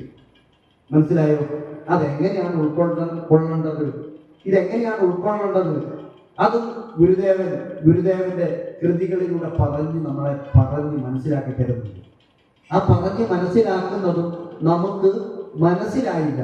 കാരണം എന്താണെന്നറിയോ, നമ്മുടെ മനസ്സ് ജ്യോതിചക്രം കണക്കൻ മനമിളകി മറിഞ്ഞായിരന്തം വരും മുൻ ബോധക്കേടൊക്കെ നീക്കി. ജ്യോതിചക്രം കണക്ക് ഇങ്ങനെ വട്ടം കറങ്ങിക്കൊണ്ട് നടക്കും നമ്മുടെ മനസ്സ്. ഇവിടെ ഇരിക്കുന്ന സമയത്ത് നമ്മുടെ മനസ്സ് വേറെ കിടത്തി വയ്ക്കും, അവിടെ ഇരിക്കുമ്പോൾ അവിടെ ഇരിക്കത്തില്ല. ഇങ്ങനെ അടങ്ങിയിരിക്കാത്ത മനസ്സുമായിട്ടാണ് നമ്മൾ പോയിക്കൊണ്ടിരിക്കുന്നത്. അതുകൊണ്ടാണ് വിശേഷ ദിവസങ്ങൾ വരുമ്പോൾ ഈ എല്ലാ ക്ഷേത്രങ്ങളിലും ആള് കൂടുന്നത്. എവിടെ ചെന്നോ സമാധാനം കിട്ടുമെന്നുള്ള രീതിയിൽ അന്നോടിപ്പാഞ്ഞ് നടക്കുക. അതിന് ഏറ്റവും വലിയൊരു ഉദാഹരണം പണ്ട് വയലാറ് ഒരു ഗാനത്തിലൂടെ, ഈശ്വരനെ തേടി ഞാൻ നടന്നു, കടലുകൾ കടന്നു ഞാൻ അലഞ്ഞു, അവിടെയും ഇവിടെയും ഈശ്വരൻ, വിജനമായ വീതിയിൽ ഈശ്വരൻ. ഈശ്വരനെ തേടി ഞാൻ നടന്നു, കടലുകൾ കടന്നു ഞാൻ അലഞ്ഞു, അവിടെയുമില്ലിവിടെയും ഈശ്വരൻ, വിജനമായ വീതിയിലും ഈശ്വരൻ. അവസാനം ഇയാൾ എവിടെ ചെന്നറിയോ? മണ്ണിലൊക്കെ നടന്നു, ഈശ്വരന്റെ കാൽപ്പാടുകൾ തപ്പി. വിണ്ണിലൊക്കെയാണ് അലഞ്ഞു നടന്നു. ആകാശത്ത് നോക്കി, അവിടെ പക്ഷികളോട് ചോദിച്ചു ഈശ്വരൻ എവിടെയാണ്? പക്ഷികൾ പറഞ്ഞു ഞങ്ങൾക്കറിയില്ലെന്ന് പറഞ്ഞിട്ട് അവര് പറഞ്ഞുപോയി. ഒടുവില് അവസാനം എന്നിലേക്ക് ഞാൻ തിരിഞ്ഞു, അവിടെയാണ് ഈശ്വരന്റെ വാസം. ഹൃദയത്തിലാണ് ഈശ്വരന്റെ വാസം എന്നും സ്നേഹമാണ് ഈശ്വരന്റെ രൂപം എന്നും മനസ്സിലാക്കിയപ്പോൾ ആ അന്വേഷകൻ, ആ പഥികൻ, അല്ലെങ്കിൽ ആ എന്താ പറയുക, അലഞ്ഞു നടക്കുന്ന അവധൂതനെ പോലെ നടന്ന ആ മനുഷ്യന്റെ അലച്ചിൽ അവിടെ നിർത്തിയ ചങ്ങർക്ക് മനസ്സിലായി ഈശ്വരൻ എവിടെയാണെന്ന്. ആ ഈശ്വരൻ നമ്മുടെ ഹൃദയത്തിൽ തന്നെ വസിക്കുന്നു എന്നുള്ളതാണ് ഏറ്റവും വലിയ സത്യം എന്നുള്ളത് അദ്ദേഹത്തിന് മനസ്സിലായത്. എന്തുകൊണ്ടാണ് അദ്ദേഹം കടലിലും കായലിലും കുന്നുകളിലും എല്ലാ സ്ഥലങ്ങളിലും അലഞ്ഞ് തപ്പി തരഞ്ഞ് നടന്നിട്ടും കാണാതെ വന്നപ്പോ അയാള് പിന്നെ നോക്കാനുള്ളത് എവിടെയാണ്? തൻ്റെ ഉള്ളിലേക്കാണ്. അതാണ് ഗുരു നമ്മളോട് പറഞ്ഞു തന്നത്. അറിവിലുമേറി അറിഞ്ഞിടുന്നവൻ തൻ ഉരുവിനുമൊത്തു പുറത്തു മുച്ചൊലിക്കും, കരുവിനു കണ്ണുകളഞ്ചു ഉള്ളടക്കി, തെരുകര വീട് വണങ്ങിയോതിടേണം. നിന്റെ ഇന്ദ്രിയങ്ങളെ എല്ലാം അടക്കി വെച്ച് ഉള്ളിലേക്ക് നോക്ക്. ഉള്ളിലേക്ക് നോക്കിയിട്ട് വീണ് വണങ്ങ്, ഓതിടേണം എന്ന് പറഞ്ഞത് നമ്മുടെ ആത്മോപദേശതകം മുഴുവൻ നേരിട്ട് നമ്മളോട് പറഞ്ഞു തരികയാണ്. ഉദാഹരണങ്ങളൊന്നുമില്ലാതെ ഗുരു നമ്മളോട് നേരിട്ട് പറഞ്ഞു തരികയാണ് ഈ സത്യങ്ങൾ. പരവശനാകരുത്. പരവശനായി പരതത്വമൻ എന്ന് പറഞ്ഞാൽ അയൽവക്കക്കാരൻ്റെ തിന്നെ പോയി ഇങ്ങനെ ഇരിക്കരുതെന്ന് അവന്റെ ഇഷ്ടത്തിന് നോക്കി. നിങ്ങളെ മനപ്രയാസപ്പെടുത്തുന്ന വാക്കുകൾ, കുറ്റപ്പെടുത്തുന്ന വാക്കുകൾ കളിയാക്കുന്ന വാക്കുകൾ കേട്ട് അത് സ്വീകരിച്ചിട്ട് എടുത്തങ്ങ് നിങ്ങൾ ഇല്ലാതാകരുത്. കാരണം എന്താ? അതാ പരവശരാകരുത്. തൻ്റെ ഇടം വേണം. ഞാൻ ആരാണെന്ന് മനസ്സിലാക്കാനുള്ള ബോധം ഉണ്ടാക്കണം. ഞാൻ ആരാണ് എന്നുള്ള ആ ബോധത്തിൽ നമ്മൾ എങ്ങനെയാണ് എത്തേണ്ടത് ഗുരു നമുക്ക് കാണിച്ചു തരുന്നുണ്ട് ഈ 64 കൃതികളിലൂടെ. ഗുരുദേവന്റെ ഓരോ കൃതികളും നമുക്ക് ജീവിക്കാനുള്ള സമവാക്യങ്ങളാണ്. പക്ഷെ നമ്മൾ ആ സമവാക്യങ്ങളൊന്നും അറിയുന്നില്ല. നമുക്ക് അഷ്ടമിരോഹിണി വരുമ്പോൾ കൃഷ്ണന്റെ അമ്പലത്തിൽ പോകണം, മണ്ഡലകാല വ്രതം വരുമ്പോൾ അയ്യപ്പന്റെ സ്ഥലത്ത് പോകണം, നമുക്ക് പളനി പളനി മുരുകന്റെ ഇത് വരുമ്പോൾ അങ്ങോട്ട് ഓടണം. അവിടെ ഇവിടെ ഓടി ഓടി ഓടി നമ്മൾ ഓടരുതെന്നോ പോകരുതെന്നോ അല്ല, എന്തിനാണ് പോകുന്നതെന്ന് ആദ്യം അറിയണം. മനസ്സിലായോ? ഞാൻ ഈ നമ്മുടെ കുഞ്ഞുങ്ങളോട് കഴിഞ്ഞ ക്ലാസ്സിൽ പറഞ്ഞതുപോലെ എന്താണ് ക്ഷേത്രമെന്ന് അറിയണം കുഞ്ഞുങ്ങളെ. ക്ഷേത്രം എന്താണെന്ന് അറിഞ്ഞിട്ട് വേണം ക്ഷേത്രത്തിൽ പോകാൻ. നമ്മൾ ഇതൊന്നും പോകരുതെന്നോ അവിടെ തൊടരുതെന്നോ ഇവിടെ തൊടരുതെന്നൊന്നുമില്ല. ഞാൻ എന്താണ്, നാം എന്താണ് എന്ന് ആദ്യം മനസ്സിലാക്കാനുള്ള ഒരു ബോധം വേണം. അതാണ് ഗുരു പറഞ്ഞത്, അവൻ ഇവൻ എന്നതോർത്താൽ അവനിൽ ആദിമമായ ഒരു ആത്മരൂപം. അതുകൊണ്ട് അവനവൻ ആത്മസുഖത്തിന് ആചരിക്കുന്നവർ അപരന് സുഖത്തിനായി വരണം. ഇതൊക്കെ ചെറുപ്പം തൊട്ട് നമുക്ക് സത്യത്തിൽ മനസ്സിലാക്കേണ്ടതാണ്.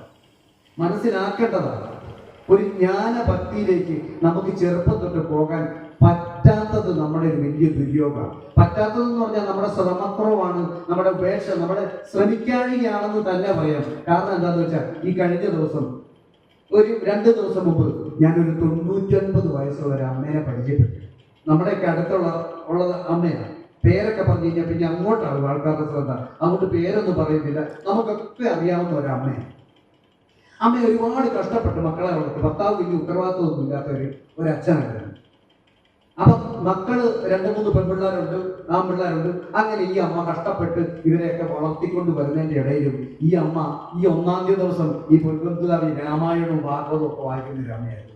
ഏകദേശമൊക്കെ ഒരു ക്ലൂ ആണ്. അപ്പം അത് ആ അമ്മ എങ്ങനെ വായിക്കുമായിരുന്നു.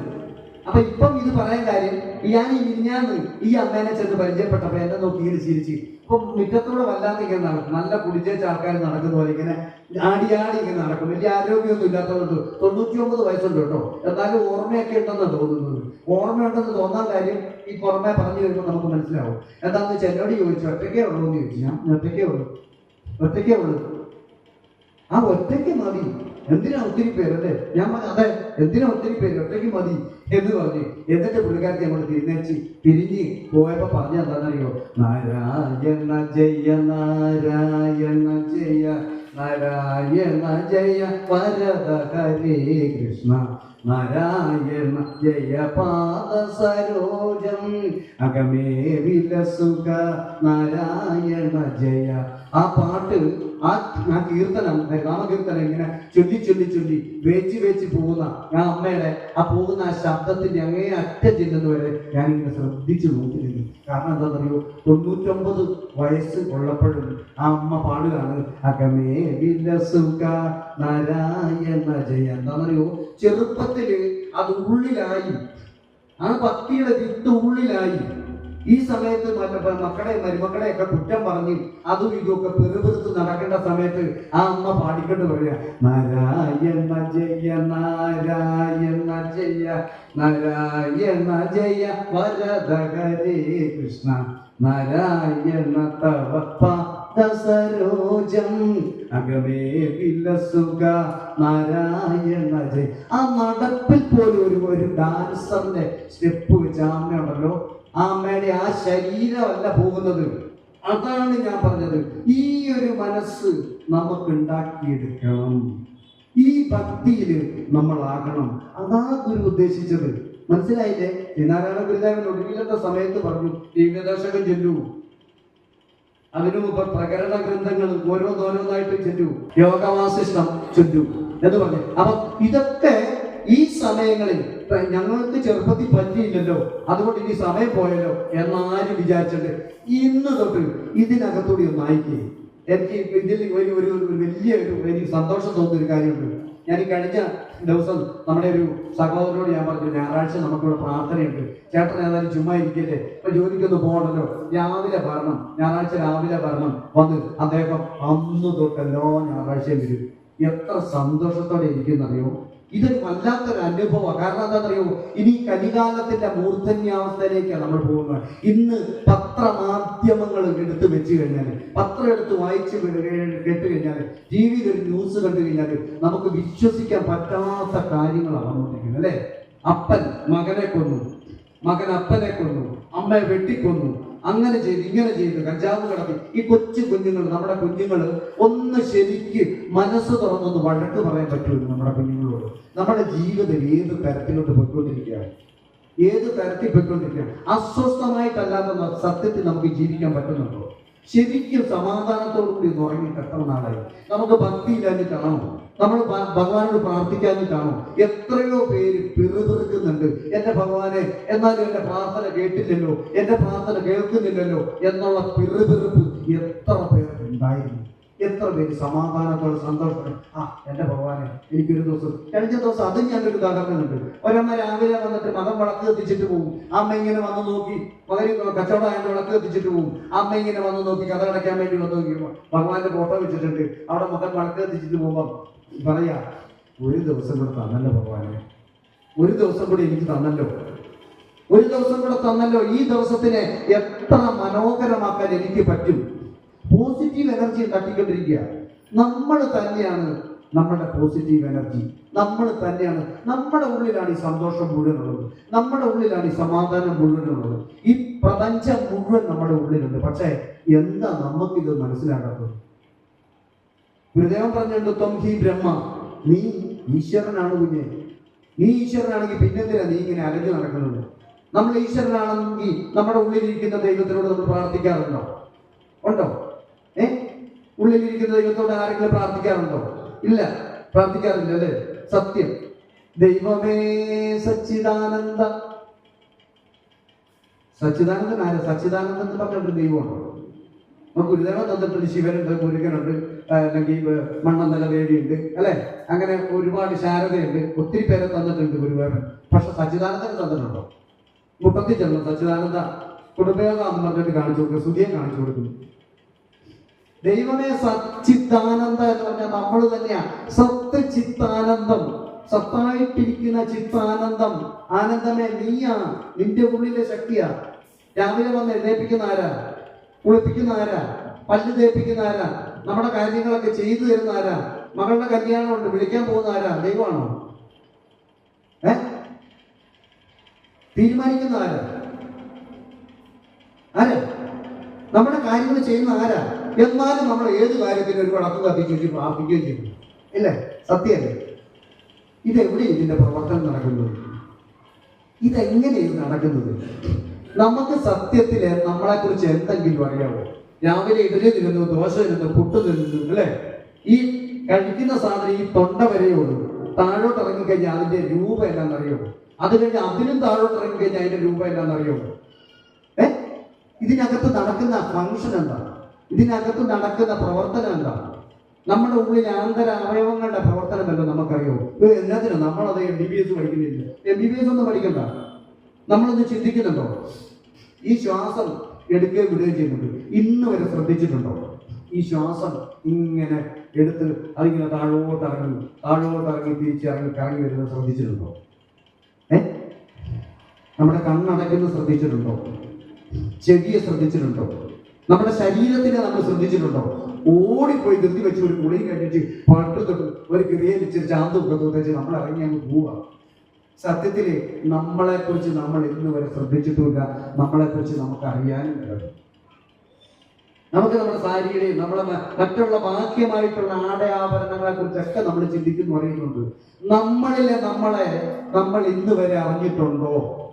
നമ്മൾ പ്രാർത്ഥിക്കുന്ന ദൈവം നമ്മുടെ പ്രാർത്ഥന കേൾക്കുന്നുണ്ടോ എന്ന് എങ്ങനെ അറിയാം? എല്ലാവരും ലോട്ടറി എടുക്കുന്നുണ്ട്. ലോട്ടറി എത്ര പേർക്ക് അടിക്കുന്നുണ്ട്? എന്നാലും പിന്നെ എടുക്കുന്നുണ്ട്. നമുക്ക് സത്യത്തിൽ ഒരു ഗ്യാരണ്ടി ഇല്ല മനുഷ്യന്റെ ജീവന്. ഇന്ന് കാണുന്നവരെ നാളെ കാണുന്നില്ല, രാവിലെ കാണുന്നവരെ വൈകിട്ട് കാണുന്നില്ല, ഇല്ലേ? എന്നാലും നമ്മൾ അലാറം വെക്കുന്നുണ്ട്. എന്തിനാ? ഒരു പ്രത്യാശ. ഈ പ്രത്യാശയുടെ ബേസ് എന്താ? ഗുരു നമുക്ക് പറഞ്ഞു തരും. കാരണം ഗുരുവിനോട് അത് ചോദിക്കണം. ഗുരുവിനോട് നമുക്ക് അത് ചോദിക്കാൻ സമയമില്ലല്ലോ. എൻ്റെ വീടിന്റെ ഒരു നിലയുടെ മുകളിൽ കൂടെ ഒന്ന് പണിയണം ഗുരുദേവ, അതൊന്ന് കാണണം കേട്ടോ. നമുക്കത് മതി. ഈ നിലയും മോളും ഒക്കെ നീ ഇട്ടേച്ച് പോകും. ഇട്ടേച്ച് എങ്ങോട്ടാ പോകുന്നത്? ഈ നമ്മുടെ ഉള്ളിലെ ഈ ജീവൻ പോയി കഴിഞ്ഞാൽ ഈ ജീവൻ എങ്ങോട്ട് പോകുന്നു എന്ന് ആരെങ്കിലും ചിന്തിച്ചിട്ടുണ്ടോ? പരാവിദ്യയെ കുറിച്ച് ചിന്തിച്ചിട്ടുണ്ടോ? ഉണ്ടോ? വേണ്ട. ഒരു ഗ്ലാസ് ചായ കുടിച്ചിട്ടുണ്ടോ? ഇന്നും കുടിച്ചില്ല, വലിച്ചു വാരി തിന്നിച്ച് പോകുന്നില്ല. പക്ഷെ ഒരു ചായ കുടിക്കുമ്പോൾ അതൊന്ന് ആസ്വദിച്ച് കുടിക്കാൻ നമുക്ക് പറ്റുന്നുണ്ടോ? നമ്മൾ ജീവിക്കുന്നുണ്ടെന്നാണ് പറയുന്നത്. എന്നും സെന്റിമെന്റ്സാ. പിള്ളേരുടെ കാര്യം, ഭർത്താവിന്റെ കാര്യം, ഭാര്യയുടെ കാര്യം, എന്നും ഓരോ പ്രശ്നങ്ങളാണ്. ഈ പ്രശ്നങ്ങൾക്ക് വല്ല ഇതുമുണ്ടോ? പ്രശ്നത്തിന് വല്ല പരിഹാരമുണ്ടോ? ഇന്നലെ വൈകിട്ട് ഉറങ്ങിയതിന് ശേഷം നിങ്ങളെ കുറിച്ച് വല്ലതും ഉറങ്ങണം. ഇന്നലെ വൈകിട്ട് ഉറങ്ങിയതിന് ശേഷം നിങ്ങളുടെ പ്രശ്നങ്ങൾ എവിടെയായിരുന്നു? ഭർത്താവ് എവിടെയായിരുന്നു? ഭാര്യ എവിടെയായിരുന്നു? മക്കൾ എവിടെയായിരുന്നു? എന്തെങ്കിലും അറിഞ്ഞോ? ഗുരുദേവൻ നമുക്ക് പറഞ്ഞു തന്നിട്ടുണ്ടായിരുന്നു, നാം ശരീരമല്ല അറിവാകുന്നു. ഈ അറിവായ നാം ഇതൊക്കെ ഇല്ലാതെ പോയാലും അറിവായ നാം ഉണ്ടായിരുന്നു. ഇതൊക്കെ ഇല്ലാതെ പോയെന്ന് പറഞ്ഞാൽ ഈ ശരീരം ഇല്ലാതെ പോയാലും നാം ഉണ്ടായിരുന്നു എന്ന് പറയുമ്പോൾ നമുക്ക് വിശ്വസിക്കാൻ പറ്റില്ല വായിക്കുമ്പോൾ. പക്ഷെ ഉറങ്ങിയതിന് ശേഷമുള്ള കാര്യം നമ്മൾ ചിന്തിച്ചില്ല. ഉറങ്ങിയതിന് ശേഷവും നമ്മൾ ഉണ്ടായിരുന്നു എന്നുള്ളതാണ് സത്യം, അല്ലേ? ശരിയല്ലേ? അപ്പം നിത്യ ജീവിതത്തിലേക്ക് ഗുരുദേവന്റെ ദർശനത്തിനെ സ്വീകരിക്കുന്ന ഒരു സ്വീകർത്താവിന് എന്താണ് ഉണ്ടാകുന്നത്? അവന് കിട്ടുന്നത് എന്താണെന്നറിയോ? നിത്യമായിട്ടുള്ളൊരു സമാധാനം കിട്ടും, ഒരു സന്തോഷം കിട്ടും. അവന്റെ കുഞ്ഞുങ്ങളുടെ കാര്യത്തിൽ ഭയങ്കരമായിട്ട് ശ്രദ്ധിച്ച് അവരുടെ പുറകെ വേലി കെട്ടി നടക്കുന്നില്ല, ഭാര്യയുടെ പുറകെ വേലി കെട്ടി നടക്കുന്നില്ല, ഭർത്താവിന്റെ പുറകെ വേലി കെട്ടി നടക്കുന്നില്ല. അവൻ ഏൽപ്പിച്ചിരിക്കുക ഗുരുവിനെ. അപ്പൊ അങ്ങനെ മതിയോ എന്ന് ചിന്തിക്കും. നമുക്ക് എത്ര കണ്ട് സൂക്ഷിക്കാൻ പറ്റും? എത്ര കണ്ട് നമുക്ക് ഇതിനെ സൂക്ഷിക്കാൻ പറ്റും? പൂർണ്ണമായിട്ടുള്ളൊരു വിശ്വാസത്തില് ഗുരുവിനെ അന്ന് അർപ്പിക്കാൻ നമുക്ക് പറ്റുന്നുണ്ടോ? എങ്ങനെ പറ്റും? നമ്മുടെ മനസ്സ് മുഴുവൻ വികലമായിട്ട് കിടക്കുകയാണ്.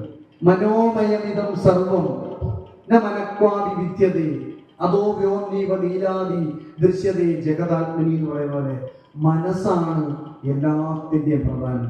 മനുഷ്യൻ എല്ലാത്തിൻ്റെയും വലുതാണ്. മനുഷ്യനിൽ വലുതോ അവന്റെ മനസ്സ്. നമ്മൾ കണ്ടുകൊണ്ട് നോക്കുന്ന ഒരു കാഴ്ച അത് നമ്മുടെ മനസ്സുകൊണ്ടാണ് കാണുന്നത്. അത് മനസ്സിലാണ്. ചെവി കൊണ്ട് കേൾക്കുന്ന ഒരു കേൾവി അത് നമ്മുടെ മനസ്സിലൂടെയാണ് കേൾക്കുന്നത്. മൂക്കുകൊണ്ട് മണക്കുന്ന ഒരു മണം നമ്മുടെ മനസ്സിലൂടെയാണ് മണക്കുന്നത്. മനസ്സിലായില്ലേ? ഒരു മാസം മുമ്പ് കിട്ടിയ നല്ല സാമ്പ്രാണിയുടെ മണം എവിടുന്നെങ്കിലും കിട്ടിയിട്ടുണ്ടെങ്കിൽ വീണ്ടും ഒരു മാസത്തിന് ശേഷം അതേ മണം എവിടെയെങ്കിലും ഉണ്ടെങ്കിൽ പെട്ടെന്ന് ഓർമ്മ വരും, അതൊരു സാമ്പ്രാണിയുടെ മണമാണ്. അത് എവിടുന്നാണ് കിട്ടുന്നത്? അന്നേരം കിട്ടിയ മണത്തിൽ നിന്നാ നമ്മുടെ മനസ്സിലാണ്. നമ്മുടെ മനസ്സിലാണ് ഇതൊക്കെ ഉള്ളത്.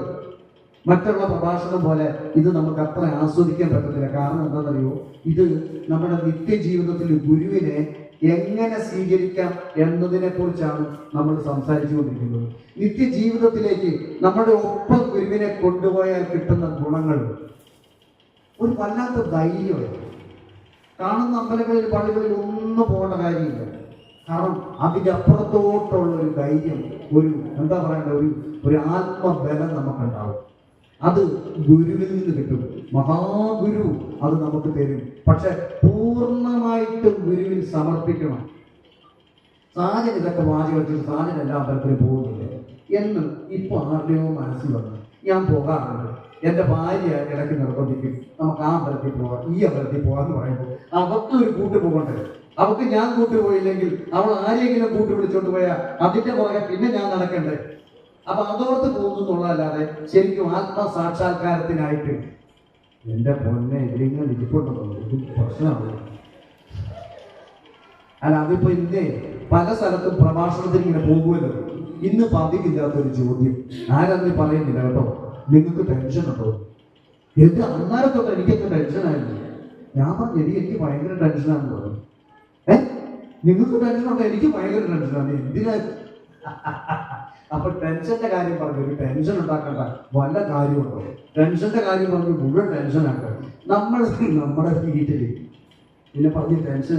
എനിക്ക് 2 ദിവസം മുമ്പ് പനി ചുമയൊക്കെ ഉണ്ടായിരുന്നു.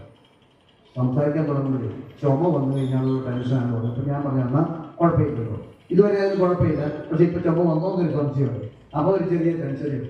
അപ്പൊ നമ്മൾ പറഞ്ഞു വന്നത് ഇപ്പൊ എല്ലാവരും ചെറിയ ഉറക്കമൊക്കെ മാറിയുണ്ട് അല്ലേ? നമ്മളിങ്ങനെ ശ്രദ്ധിച്ചിരിക്കുമ്പോൾ ശകലം ഉറക്കമൊക്കെ വരും. കാരണം നമ്മുടെ കുഴപ്പമല്ലത്. ഒരു 3/4 മണിക്കൂർ നേരം അല്ലെങ്കിൽ ഒരു 10 മിനിറ്റ് 20 മിനിറ്റ് നേരം ഒരു സ്ഥലത്ത് തന്നെ ശ്രദ്ധിച്ചിരിക്കാൻ നമുക്ക് പറ്റത്തില്ല. കാരണം എന്താണെന്നറിയോ? നമ്മുടെ മനസ്സിന്റെ പ്രശ്നമാണ്. അപ്പൊ നമ്മൾ മനസ്സിനെ കുറിച്ചല്ല പറഞ്ഞു വന്നത്. ഗുരുദേവൻ നമ്മുടെ മനസ്സിനെ ബലം തരുന്ന തരത്തിലാണ് പല കാര്യങ്ങളും ശാസ്ത്രീയത വിട്ടിട്ട് ആത്മീയ തലത്തിൽ ആത്മീയമായിട്ടുള്ള ഉപദേശങ്ങളിലൂടെ നമ്മളെ ഉത്തിഷ്ഠോത്തിഷ്ഠ ശീഘ്രം ഇങ്ങനെ പതുക്കെ പതുക്കെ പതുക്കെ ഉയർത്തിക്കൊണ്ടിരിക്കുക. ഗുരുവിൻ്റെ ഓരോ കൃതിയും നമുക്കുള്ള ഓരോ പരിശീലനങ്ങളാണ്. ദൈവദശകം, പ്രാർത്ഥന ശരിക്കും ഉപനിഷത്താണ്. അതിന്ന് വരെ മനസ്സറിഞ്ഞ് നമ്മളൊന്ന് ചൊല്ലിയിട്ടുണ്ടോ? സത്യം, ഞാൻ ഈ കഴിഞ്ഞ ഇടയ്ക്കൊക്കെ അങ്ങനെ ചൊല്ലാൻ തുടങ്ങിയത്. കാരണം അന്നേരം മനസ്സിലായി ഇതെന്തോ പറയുന്നത്. അഴമേറും നിൻ മഹസാം അഴിയിൽ ഞങ്ങളാകവേ പറഞ്ഞു. ആഴണം വാഴണം എപ്പോഴാ? ഒരാഴ്ചയിലൊരിക്കലാണ്. നിത്യവും. അങ്ങനെ നിത്യവും ആഴുന്ന വാഴുന്ന ഒരുവന് വാക്കുകൾക്ക് പഞ്ഞം ഉണ്ടാകത്തില്ല, ഐശ്വര്യത്തിന് പഞ്ഞം ഉണ്ടാകത്തില്ല, പോസിറ്റീവ് എനർജിക്ക് ഭംഗം ഉണ്ടാകത്തില്ല. അവൻ എവിടെ ചെന്നാലും പോസിറ്റീവായിരിക്കും. കാരണം എന്താണെന്നറിയോ? ആ ഗുരു നമ്മുടെ ഉള്ളിലുണ്ട്. ആ ഉള്ളിലെ ഗുരു വേണ്ട സമയത്ത് വേണ്ടത് തരും. പ്രത്യേകിച്ചൊന്നും പഠിക്കേണ്ട കാര്യമില്ല. കാരണം ആ സമയത്ത് എന്താ വേണ്ടതെന്ന് വെച്ചാൽ വേണ്ടതുപോലെ തരാൻ ഗുരു പൂർണ്ണനാണ്. മനസ്സിലായില്ലേ? അത് നിങ്ങൾക്ക് ഓരോരുത്തർക്കും അറിയാം. ഇവിടെയോ എന്നെ കേൾക്കുന്ന ഓരോരുത്തർക്കും എന്നെക്കാളും ഒരുപാട് അറിവുണ്ട്. ഒരു സാധാരണ പ്രഭാഷണം കേൾക്കുന്ന രീതിയിൽ ഇതിനെ കേട്ട് കഴിഞ്ഞാൽ നമുക്ക് ഇഷ്ടപ്പെടുത്തുമില്ല. എന്താണെന്നറിയോ? ഇത് നമ്മുടെ ജീവിതമാണ്. നമ്മുടെ ജീവിതം സത്യത്തിൽ നമുക്ക് ഇഷ്ടപ്പെടാൻ സാധ്യതയുണ്ടോ? നമുക്ക് ഇഷ്ടമാണോ? സത്യത്തിൽ നമുക്ക് ഇഷ്ടമല്ലേ? അല്ലേ? ഭയങ്കര ഇഷ്ടമല്ലേ? നമ്മൾ ഇഷ്ടപ്പെടണം. നമ്മൾ ഒരുപാട് ഇഷ്ടപ്പെടണം. നമ്മുടെ ജീവിതത്തിന് നമ്മൾ ഇഷ്ടപ്പെടണം. ജീവിതത്തിന്റെ പല മേഖലകളായി എന്ന് പറയുമ്പോൾ നമുക്ക് ഇന്നത്തെ ഒരു ദിവസം പോലെയല്ല നാളെ. ഇന്ന് കുറച്ചു നേരം നല്ല സന്തോഷമാണെങ്കിൽ തൊട്ടടുത്ത നിമിഷത്തിൽ ഭയങ്കരമായിട്ടുള്ള ടെൻഷനായി. അത് കഴിഞ്ഞ് കുറച്ച് സമയം കഴിയുമ്പോൾ വേറൊരു വിഷമായിരിക്കും, പിന്നെ സങ്കടമായിരിക്കും, ചിലപ്പോൾ ഭയങ്കര സന്തോഷമായിരിക്കും. ഇങ്ങനെ മാറി മറിഞ്ഞ് നിൽക്കുക നമ്മുടെ മനസ്സ്, അല്ലേ? അതാ ഗുരു പറയുന്നത്, കൊള്ളുമൻ മനമിക്കണക്കുവരാതിനി രക്ഷ ചെയ്വതിനൊച്ചയുള്ള ചിലമ്പിലും നരിയാണിയും. മുരുകന്റെ ഷൺമുഖ സ്തോത്രം അപ്പൊ ഓർമ്മയുണ്ടല്ലേ? നിങ്ങൾക്ക് ഓർമ്മയുണ്ടോന്ന് അറിയാൻ ടെസ്റ്റ് ചെയ്യുമല്ലോ. അപ്പൊ നോക്കേ, ഇതിനകത്ത് ഷൺമുഖ സ്തോത്രം എന്ന് പറഞ്ഞുകൊണ്ട് മുരുകനെ കുറിച്ച് പറയുന്നതിന് പകരം അതിനകത്ത് പറഞ്ഞിരിക്കുന്നത് കണ്ടോ? വൃക്ഷവൽക്കുതി കൊള്ളുമൻ, ഒരു കുരങ്ങ് ഒരു കമ്പനി ചാടി മുകളിൽ കയറും, മുകളിൽ നിന്ന് താഴോട്ട് ഇറങ്ങും, അവിടെ നിന്ന് ഇപ്പുറത്തോട്ട് മാറും, ഈ മരത്തിൽ നിന്ന് അങ്ങേ മരത്തോട്ട് കയറും. അങ്ങനെ ചാടിക്കളിക്കുന്ന ഒരു കുരങ്ങന്റെ പോലെ നിങ്ങളുടെ മനസ്സ് അതുപോലെ. ഇപ്പം ഇവിടെ ഇരിക്കുമ്പോൾ അങ്ങോട്ട് മാറി, അവിടെ ഇരിക്കുമ്പോൾ ഇങ്ങോട്ട് മാറി, ഇവിടെ ഇരിക്കുമ്പോൾ അപ്പുറത്തോട്ട് മാറി, അങ്ങനെ മാറി മറിഞ്ഞ് ഓടി നടന്ന് അങ്ങോട്ടും ഇങ്ങോട്ടും ഓടിപ്പോകുന്ന ഒരു കുരങ്ങിനെ പോലെ ആകാതെ എൻ മനം എവിടെയെങ്കിലും ഒരു ഈശ്വരനിൽ അല്ലെങ്കിൽ എവിടെയെങ്കിലും നിന്റെ മനസ്സിനെ ഒന്ന് അടക്കി നിർത്തണം. രക്ഷ ചെയ്വതിനൊച്ചയുള്ള ആ നരിയാണിയും അല്ലെങ്കിൽ ആ നരിയാണിയും ആ മുരുകന്റെ എന്റെ മുരുക, എന്റെ ഇങ്ങനെ ചാടിക്കളിക്കുന്ന കുരങ്ങ് പോലെ ചാഞ്ചാടി കളിക്കുന്ന എന്റെ മനസ്സിനെ അങ്ങയുടെ പാദങ്ങളിൽ എന്നെ ഒന്ന് ചേർത്ത് നിർത്തണം എന്നാ പറയുന്നത്. മനസ്സിലായില്ലേ? മണ്ണന്തല ദേവീസ്ഥാനത്തിൽ പറയുന്നുണ്ട്, പമ്പരത്തോട് പകച്ചിടും ഭ്രമണ വേഗമുള്ള മതിയോട് വന്ന്. പമ്പരം കറങ്ങുന്നത് പോലെ കറങ്ങിക്കൊണ്ടിരിക്കുന്ന ബുദ്ധി, ആ മതി ഇങ്ങനെ കറങ്ങിക്കൊണ്ടിരിക്കുമ്പോ എനിക്കൊന്നും പറ്റുന്നില്ല. പറ്റുമല്ലോ? അപ്പൊ ഇതൊക്കെ പറഞ്ഞു വരുന്ന എന്തിനാന്ന് വെച്ച് കഴിഞ്ഞാല് ഈ കറങ്ങി ചാഞ്ചാടി ഓടി കറങ്ങിക്കൊണ്ടിരിക്കുന്ന മനസ്സിനെ പിടിച്ച് ചേർത്ത് നിർത്തി ഒരിടത്ത് നിർത്തണം. ആ ഒരിടത്ത് നിർത്താൻ ബോധാനന്ദ സ്വാമി നമുക്ക് പറഞ്ഞ് മനസ്സിലാക്കി തരുന്നുണ്ട്. ധ്യാനത്തിലെന്റെ ഹൃദയം ലയമാർന്നിടട്ടെ, ധ്യാനത്തിലെന്റെ ഹൃദയം ലയമാർന്നിടട്ടെ. ആ ധ്യാനത്തിലാക്കാൻ പഠിക്കണം. നീ ഓടി നടക്കുന്ന, ചാഞ്ചാടി നടക്കുന്ന നിന്റെ മനസ്സിനെ നീ ഏകീകരിച്ച് കൊണ്ടുവന്നിട്ട് എന്താണ് പറയേണ്ടത്? നമുക്ക് മഹാഗുരുവുണ്ട്. ആ മഹാഗുരുവിന്റെ കാൽപാദങ്ങളിൽ മനസ്സിനെ പൂർണ്ണമായിട്ടൊന്ന് അർപ്പിച്ചിട്ട്, ആ മനസ്സിനെ, ചാഞ്ചാടി നടക്കുന്ന മനസ്സിനെ, എൻ്റെ പൊന്നു ഭഗവാനെ, എൻ്റെ മനസ്സ് ഓടി നടക്കുകയാണ്, ഞാൻ നോയപ്പെടുക്കുമ്പോൾ തൊട്ട് എൻ്റെ മനസ്സ് അങ്ങോട്ടും ഇങ്ങോട്ടും വല്ലാതെ ഓടി നിൽക്കൊണ്ടിരിക്കുകയാണ്, എൻ്റെ മനസ്സിനെ ഒന്ന് നിയന്ത്രിച്ച് തരണം എന്നൊന്ന് പ്രാർത്ഥിച്ചു നോക്കി. പ്രാർത്ഥിച്ചിട്ട് ഒരു നിമിഷം ഒന്ന് കണ്ണടച്ച്, ചെവി ഒന്ന് അടച്ച്, മൂക്കൊന്നടച്ച്, എന്ന് വെച്ചാൽ പുറമേയുള്ള കാഴ്ചകൾ, പുറമേയുള്ള കേൾവികൾ, പുറമേയുള്ള മണങ്ങൾ, ഇങ്ങനെയുള്ളതിനെയൊക്കെ മാറ്റി നിർത്തിക്കൊണ്ട് ഭഗവാനിലൊന്ന് കുറച്ച് സമയം ഒന്ന് കണ്ണടച്ചിരിക്കാൻ പഠിച്ച്, ഒന്ന് ധ്യാനിക്കാൻ പഠിച്ച്. രാവിലെയോ വൈകിട്ടോ എപ്പോഴെങ്കിലും സമയമുള്ളപ്പോൾ നിങ്ങൾക്ക് വേണ്ടിയിട്ട് കുറച്ചു നേരം ഒന്നിരുന്നേ. മക്കൾക്ക് വേണ്ടിയിട്ട് ഓടി നടക്കുന്നത് മതി, ഭർത്താവിന് വേണ്ടിയിട്ട് ഓടി നടക്കുന്നത് മതി, ഭാര്യയ്ക്ക് വേണ്ടിയിട്ട് ഓടി നടക്കുന്നത് മതി. ഒന്ന് കുറച്ച് സമയം ഒന്ന് സ്വസ്ഥമായിട്ടൊന്നിരിക്കണം. ആ ഇരുന്നിട്ട് മറ്റുള്ള ചിന്തകളൊക്കെ ഒന്ന് മാറ്റണം. മറ്റുള്ള ചിന്തകളൊക്കെ ഒന്ന് മാറ്റാൻ ശ്രമിക്കും തോറും ചിന്തകൾ കൂടി കൂടി കൂടി നമ്മുടെ ഉള്ളിലേക്ക് വരും. അപ്പോൾ എന്ത് ചെയ്യണം? അപ്പോഴാണ് മന്ത്രം. അതിനാണ് മന്ത്രം. അനാത് ഇതി ത്രായത ഇതി മന്ത്രം എന്ന് പറയും. മനസ്സിനെ ത്രാണനം ചെയ്യണം. മനസ്സെന്ന് പറയുന്നത് എന്താ? ഈ ചിന്തകളാണ്. ഈ ആവശ്യമില്ലാത്ത ചിന്തകളെ ഒന്ന് മാറ്റാൻ മന്ത്രത്തിന് കഴിയും. അതാണ് നമ്മുടെ ഏറ്റവും വലിയ മന്ത്രമുണ്ട്. എന്താണെന്നറിയോ? സിമ്പിളായിട്ടുള്ള മന്ത്രം. അതിന് എമ്മേ വരെ ഒന്നും പഠിക്കണ്ട. ഓം ശ്രീനാരായണ പരമഗുരവേ നമഃ. എവിടെയെങ്കിലും ഒന്ന് സ്വസ്ഥമായിട്ട് ഇരുന്നുകൊണ്ട്, വീട്ടിൻ്റെ ഏതെങ്കിലും ഒരു വശത്ത് ശകലം നേരെ ഇരുന്നു കൊണ്ട് നമ്മുടെ മറ്റുള്ള ചിന്തകളെയൊക്കെ വിട്ട്, കടമുണ്ടായിക്കോട്ടെ, പ്രശ്നങ്ങൾ ഒരുപാടുണ്ടായിക്കോട്ടെ, ഇതിനെയൊക്കെ ശകലം നേരം ഒന്ന് മറന്നുകൊണ്ട് കുറച്ചു നേരം ഒന്നിരുന്ന് ഒരു 10 മിനിറ്റ് 15 മിനിറ്റ് ഒന്നിരുന്ന് ധ്യാനിക്കാനാണ് പഠിക്കണം. കണ്ണടച്ചിരുന്ന് മറ്റുള്ള ചെവി കേൾവി ശബ്ദങ്ങളൊക്കെ മാറ്റി നമ്മൾ ഗുരുവിനെ മാത്രം, നമ്മുടെ ഭഗവാനെ മാത്രം ഒന്ന് ധ്യാനിക്കാനെന്ന് പഠിച്ചു. ഞാനിത് പുസ്തകത്തിൽ നിന്ന് പറയുന്നതല്ല, ഞാനിത് എൻ്റെ സ്വന്തം കാര്യത്തിൽ നിന്ന്, സ്വന്തം അനുഭവത്തിൽ നിന്ന് പറയുന്നത്. പുസ്തകത്തിൽ നിന്ന് പറയാൻ ഒന്നും കാണത്തില്ല. കാരണം ഒരുപാട് പേര് അവരുടെ ഓരോ ആശയങ്ങൾ എഴുതിയിട്ടുണ്ട്. നമ്മുടെ അനുഭവങ്ങൾ വേണം നമ്മൾ പങ്കുവെക്കാൻ. ഞാനിങ്ങനെയാണ്, ഞാൻ ഈ ഭഗവാന് കുറച്ച് സമയം രാവിലെയോ വൈകിട്ടോ ഉച്ചക്കോ ഒന്ന് കണ്ണടച്ച അവരുടെ ഓടി വരും. ഇപ്പോൾ നേരത്തെയൊക്കെ പാടാം, ഒന്ന് കണ്ണടച്ച അവരുടെ ഭഗവാൻ ഓടി മനസ്സിലോട്ട് ഒന്ന് കയറിയിരിക്കും. അങ്ങനെ കുറച്ചു നേരം ഞാനും ഭഗവാനും കൂടെ അങ്ങനെ ഇരിക്കും. നമുക്ക് സംസാരിക്കാൻ പറ്റും. നമുക്ക് നിങ്ങളോട് ഞാനിപ്പോൾ സംസാരിക്കുന്ന പോലെ, എന്നോട് നിങ്ങൾ സംസാരിക്കുന്ന പോലെ നമുക്ക് ആത്മാവും നമുക്ക് സംസാരിക്കാൻ പറ്റും. നമ്മളെ കൊണ്ട് പറ്റും. നമ്മൾ ഈ എന്താ പറയേണ്ടത്, അശുദ്ധരായിരിക്കുന്ന നമ്മളെ കൊണ്ട് തീർച്ചയായിട്ടും പറ്റും. പക്ഷെ അതിന് വേണ്ടത് മനസ്സ് മാത്രമാണ്. അയ്യോ ഇത് ഞാൻ മോഹപ്പെടുത്തില്ലല്ലോ ഭഗവാൻ, എനിക്ക് ധ്യാനിക്കാൻ പറ്റത്തില്ല, അങ്ങനെ ഒന്നും വിചാരിക്കണ്ട. ഞാൻ എൻ്റെ കാര്യം പറയാം കേട്ടോ, ഞാൻ എൻ്റെ കാര്യം പറയുന്നത്. നിങ്ങൾ ഒരിടത്തൊന്ന് സ്വസ്ഥമായിട്ടിരിക്കണം. എന്നിട്ട് പതുക്കെ ഒന്ന് പരിശീലിച്ച്, അങ്ങനെ പരിശീലിക്കാൻ തുടങ്ങിക്കഴിയുമ്പോൾ ഈ ഗുരുദേവ കൃതിയിൽ പറയുന്ന കാര്യങ്ങൾ, ഗുരുദേവ കൃതിയിൽ ഗുരുദേവൻ പറഞ്ഞു തന്നിരിക്കുന്ന കാര്യങ്ങൾ ഓരോന്നോരോന്നായിട്ട് നിങ്ങൾക്ക് വെളിവാകും, മനസ്സിലാക്കാൻ തുടങ്ങും.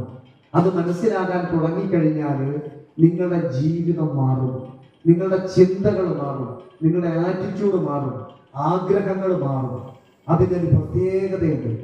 അത് ഒരു അമ്പലത്തിലും ചെന്നാൽ കിട്ടത്തില്ല, ഒരു പള്ളിയിലും ചെന്നാൽ കിട്ടത്തില്ല, എത്ര ശയന പ്രദർശനം നടത്തിയാലും കിട്ടത്തില്ല, എത്ര നോയപ്പെടുത്താനും കിട്ടത്തില്ല. ഈ ധ്യാനവും ജപവും, ആ ധ്യാനത്തിലും ജപത്തിലും നിങ്ങളുടെ മനസ്സിനെ നിങ്ങൾക്ക് ഏകാഗ്രപ്പെടുത്താൻ പറ്റും.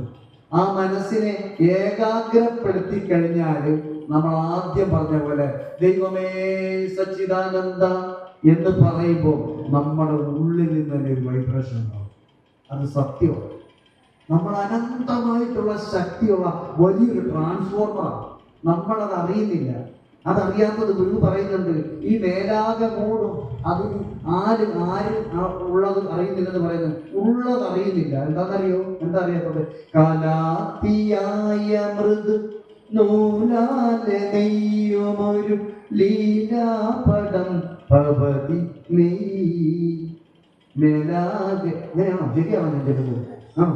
നിങ്ങളൊക്കെ ഇവിടെ ഇപ്പൊ എല്ലാവരും പ്രതി പഠനത്തിന്റെ പഠിതാക്കളും ഒക്കെ ആയിട്ട് 1-2 വർഷം ഉപരിപഠനക്കാരും ഒക്കെ ഇരിക്കുന്നുണ്ട്. പക്ഷെ സത്യത്തിൽ ഞാൻ ഇതൊന്നും ഒരു സ്ഥലത്തും പോയി പഠിച്ചിട്ടില്ല കേട്ടോ. എൻ്റെ ആചാര്യനും ഗുരു ദൈവവും കൂട്ടുകാരനും ഒക്കെ ഗുരുദേവനാണ്. എൻ്റെ സന്തോഷങ്ങളും സങ്കടങ്ങളും ദുഃഖങ്ങളും പ്രയാസങ്ങളും ഒക്കെ ഞാൻ എൻ്റെ ഗുരുവിനോട് പറയുന്നത്. ഈ പഠിക്കുന്ന സമയത്ത് എൻ്റെ ഗുരുവാണ്. എൻ്റെ ആവശ്യങ്ങൾ, എനിക്ക് ഭൗതികമായിട്ടുള്ള ആവശ്യങ്ങൾ, ആത്മീകമായിട്ടുള്ള ആവശ്യങ്ങൾ തരാൻ ആ സമയത്ത് എൻ്റെ ഗുരു എൻ്റെ ദൈവമാണ്. എനിക്ക് ഒത്തിരി സന്തോഷം വരുമ്പോഴും എനിക്ക് ഒത്തിരി സ്വകാര്യമായിട്ടുള്ള നിമിഷങ്ങൾ വരുമ്പോൾ എൻ്റെ മനസ്സ് ഞാൻ പങ്കുവെക്കുന്നത് എൻ്റെ കൂട്ടുകാരനായ ഗുരുവിനാണ്. മനസ്സിലായേ? ഇങ്ങനെ ഈ ഒരു സല്ലാപം, ഈ സല്ലാപം ഒന്നു മതി എല്ലാവരും തിരയും ഉല്ലാഖബോധ ജനനി എന്ന് പറയുന്ന പോലെ ഈ ഗുരു നമുക്ക് കൂട്ടുകാരനെ പോലെ നമുക്കൊരു തോളിൽ കൈയിട്ട്. പലപ്പോഴും എനിക്ക് ഭയങ്കരമായിട്ടുള്ള കട്ടിയുള്ള ജോലികളൊക്കെ ചെയ്തു തരുന്ന ഗുരുദേവനാണ്.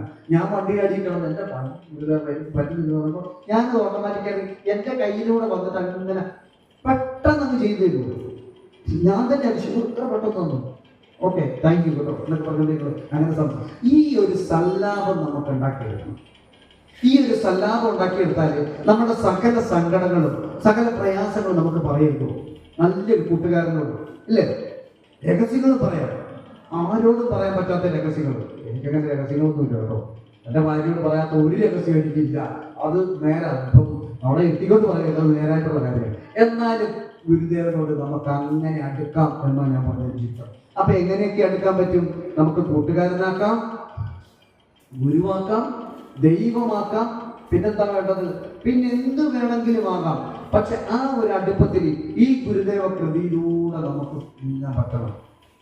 ഗുരുദേവൻ പറയുന്നുണ്ട് ഭാര്യധർമ്മത്തിൽ, ദൈവത്തെ തൊഴാതെ ആത്മനാഥനെ തൊഴുതെന്നമേ എഴുന്നേൽപ്പവൾ പെയ്യുന്നു പറഞ്ഞിടിൽ മഴ പെയ്യുന്ന പറഞ്ഞത്. എന്താ പറഞ്ഞത്? ദൈവത്തെ തൊഴാതെ ആത്മനാഥനെ തൊഴു എന്ന് പറഞ്ഞാൽ ഭാര്യയും ഭർത്താവും തമ്മിൽ അത്രയ്ക്ക് പ്രണയം ഉണ്ടായിരിക്കണം. ആ പ്രണയമുള്ള വീട്ടിലുണ്ടല്ലോ ഗുരു ഇങ്ങനെ സന്തോഷിച്ച് അവിടെ പ്രത്യേകിച്ച് പ്രാർത്ഥിക്കണമെന്നാണ് പറയുന്നത്. ആ പ്രണയമാണ് പ്രാർത്ഥന. ആ പ്രണയത്തോടു കൂടിയുള്ള ജീവിതം അതൊന്ന് ആസ്വദിക്കാൻ പറ്റണം. നമുക്കുണ്ടോ പ്രണയം? എവിടെ?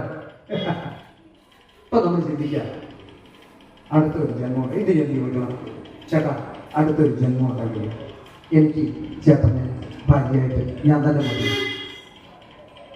മതിയെന്ന് അമ്മാരെ ഈ പറഞ്ഞ് തീരുന്നതിന് മുമ്പ് പറയുന്ന ഭർത്താവ് ആണെങ്കിൽ ആ ഭാര്യ ഭാഗ്യമുണ്ട്.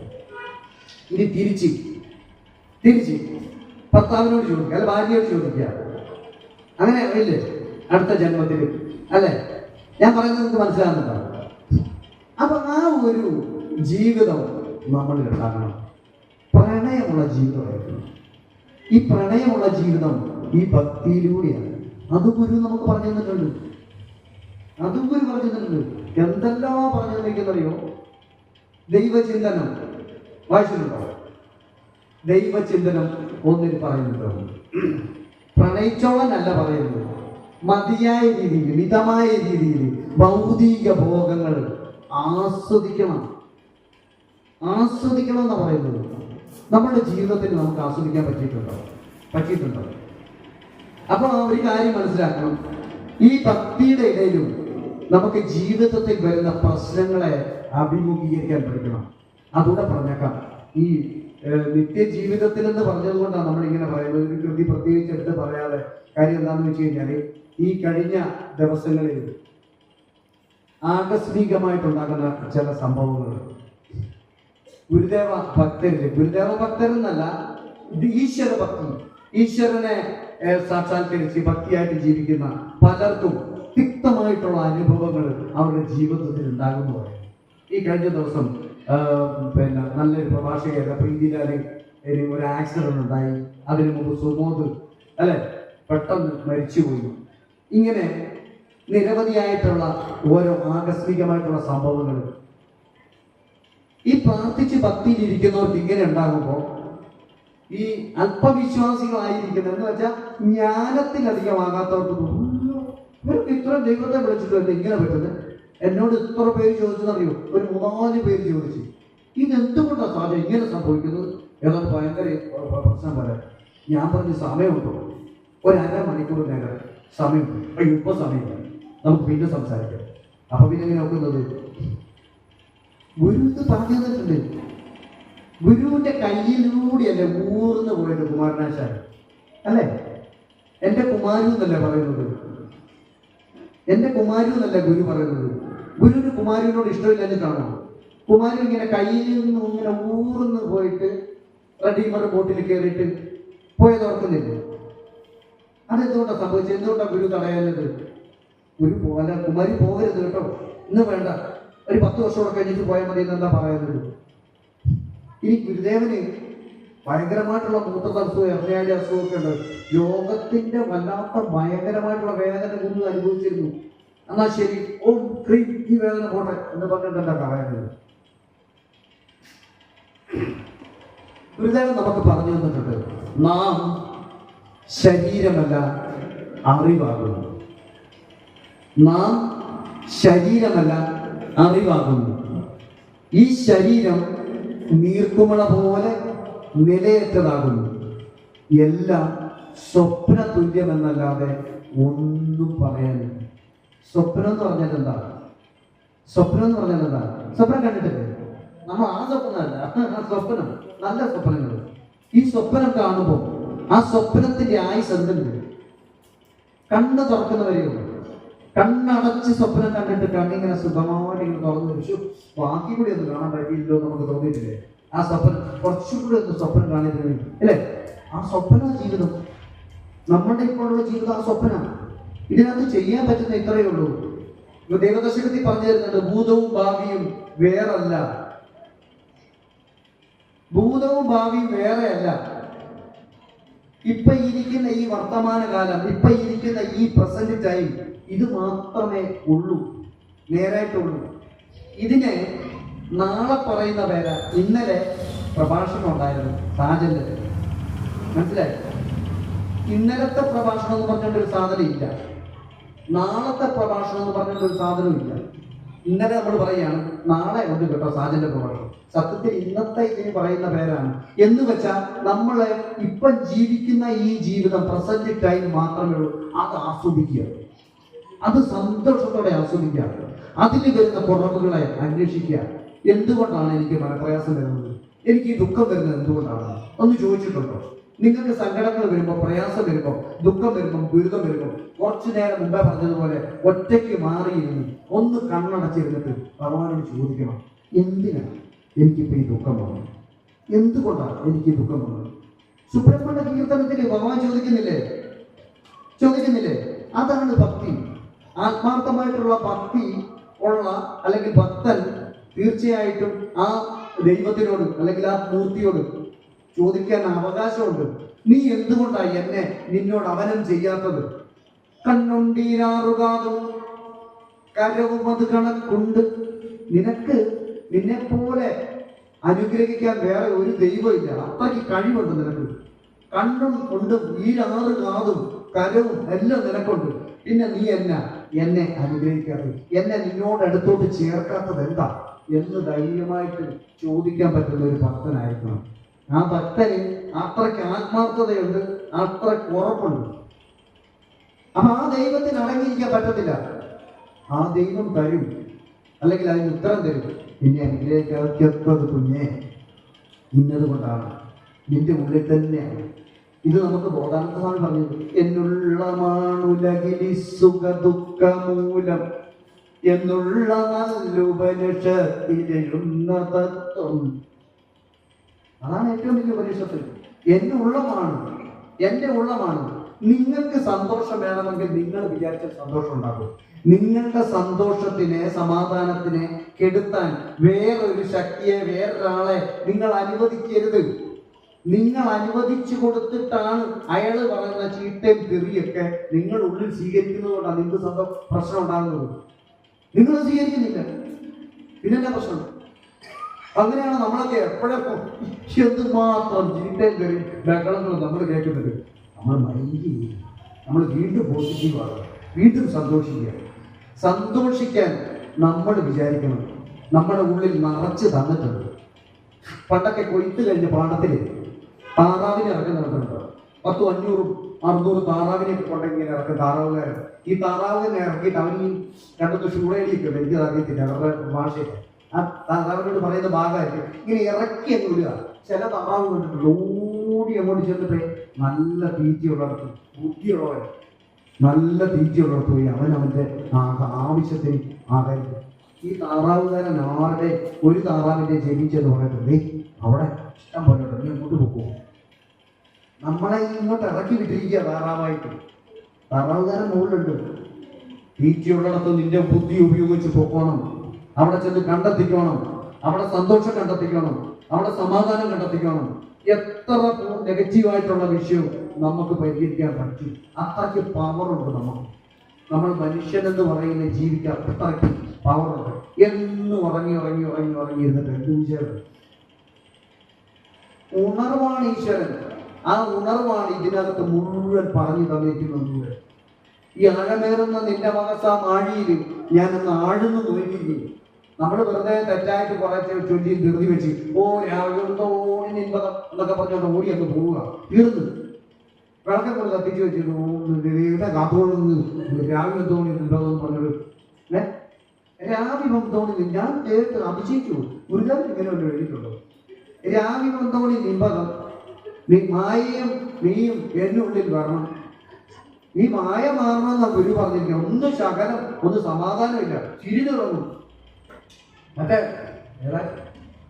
മണിയുടെ നമ്മൾ കാണുന്നേ അത് അല്ല, ഞാൻ കാണുന്നുണ്ട് സീരിയലൊക്കെ കേട്ടോ. പക്ഷെ ഞാൻ സീരിയൽ കാണുമ്പോഴും എൻ്റെ ഉള്ളിൽ ഒരു ആവി വൻതോണി നിമ്പതം ഒന്നൊന്നായി എണ്ണി തൊട്ടെണ്ണും പൊരുളൊടുങ്ങിയാൽ നിന്നിടും ദൃക്ക് പോലുള്ള നിന്നില സ്പന്ദമാകണം.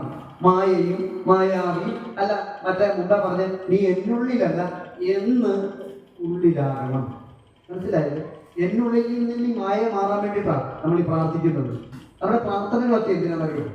പ്രാർത്ഥനകൾ കൊച്ചിനെ പ്ലസ് 2 ജയിപ്പിക്കണം കേട്ടോ. ഞങ്ങൾ മൂന്നാറിന് പോവാ, ടൂറിന്. വീട് പരിസരം ഗുരുദേവം നോക്കണം. മൂന്നാറിന് പോവാ. അന്നേരത്തേക്കിനെ പിന്നെ ഒന്ന് നോക്കണം കേട്ടോ. അച്ഛനും അമ്മയും തന്നെ ഉള്ളൂ. വാച്ചറാണോ ഗുരുദേവൻ? അല്ല, എനിക്കറിയാൻ സെക്യൂരിറ്റിയാണ്. പിന്നെ അതുപോലെ പിന്നെ കൊച്ചിനെ പ്ലസ് 2 കഴിഞ്ഞിട്ട് ഡിഗ്രിക്ക് പോകണം. പ്രിൻസിപ്പാളാണ്. നമ്മുടെ ഭക്തിയുടെ ഓരോ ലെവലൊക്കെ ശരിക്കും പറഞ്ഞാൽ ഭയങ്കര ചിരി വരും ചില ആലോചിച്ച് കഴിഞ്ഞാൽ. ഈ പ്രാർത്ഥന എന്താണെന്നറിയോ? നമ്മുടെ ഉള്ളിൽ ഈ മായയെ ഒന്ന് മാറ്റാനാണ്. ഈ മായ ഏതാ? മായയുടെ കഥ പണ്ടുണ്ടായിരുന്നു. അത് പറഞ്ഞു അടുത്ത് ഇനി പറഞ്ഞിട്ട് കാര്യമില്ല.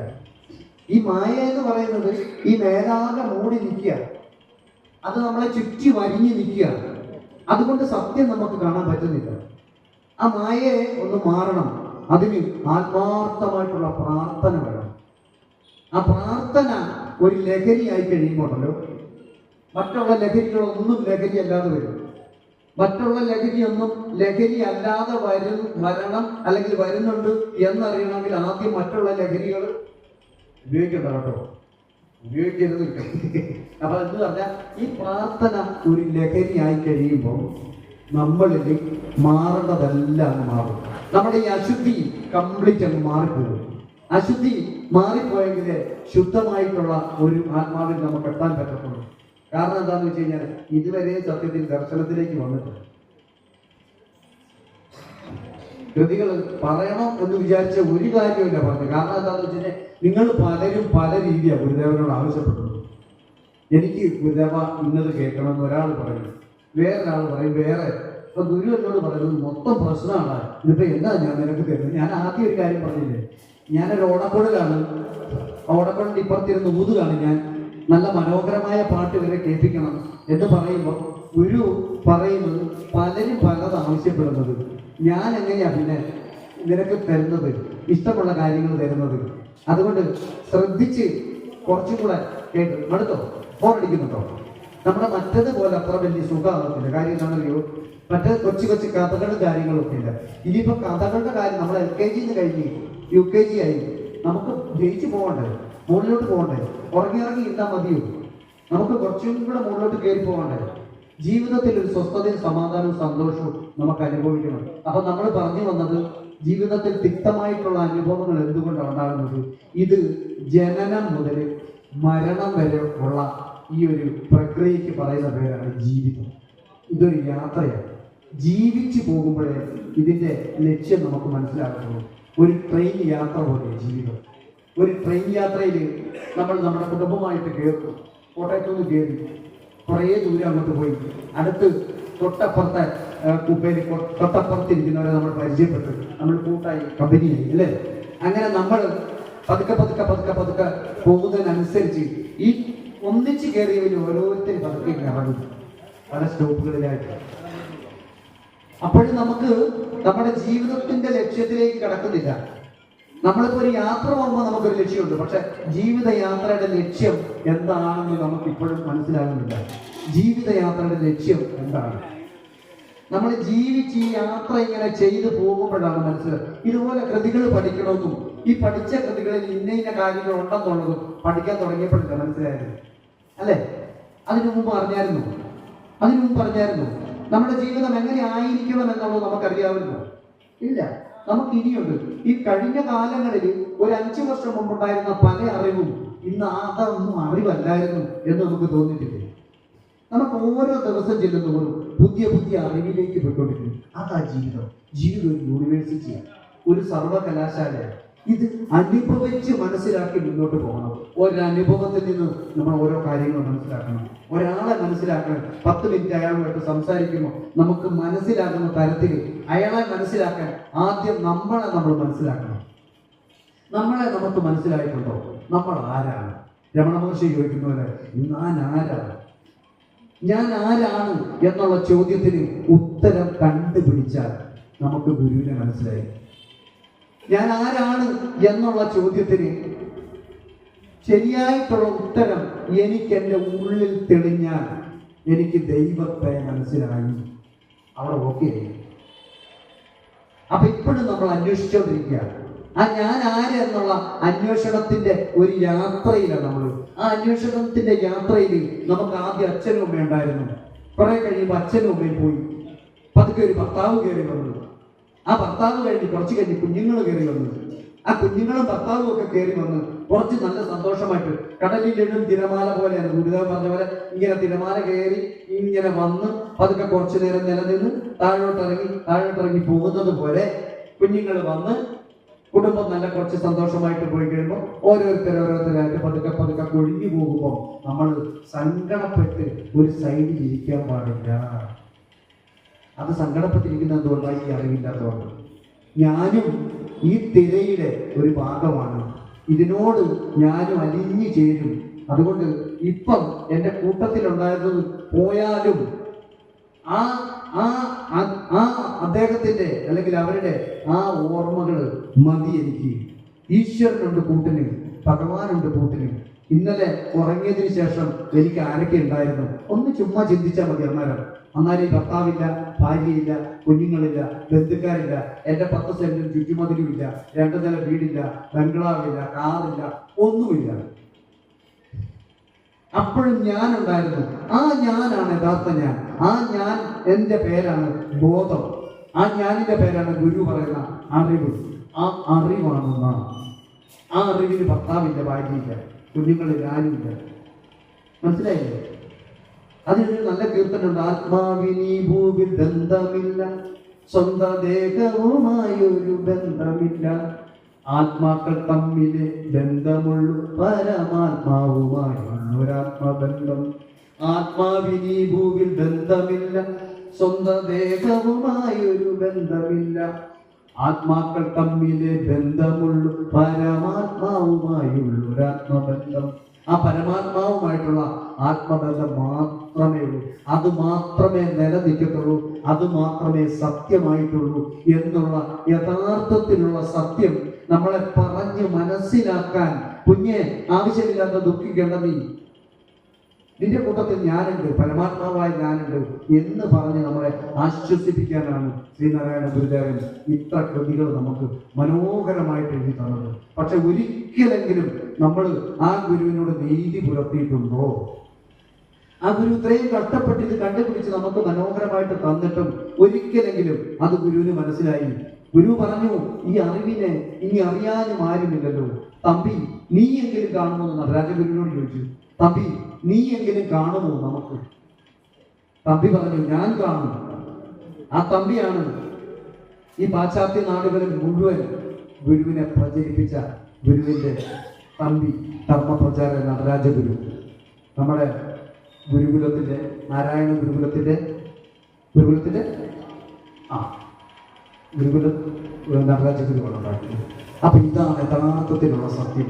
നമ്മുടെ ഉള്ളിലെ സത്യത്തിനെ, ഉള്ളിലെ ഉറങ്ങുന്ന സത്യത്തിനെ ഗുരു കാണിച്ചു തരികയായിരുന്നു, ചൂണ്ടിക്കാണിച്ചു തരുമായിരുന്നു, പറഞ്ഞ് മനസ്സിലാക്കി തരുമായിരുന്നു.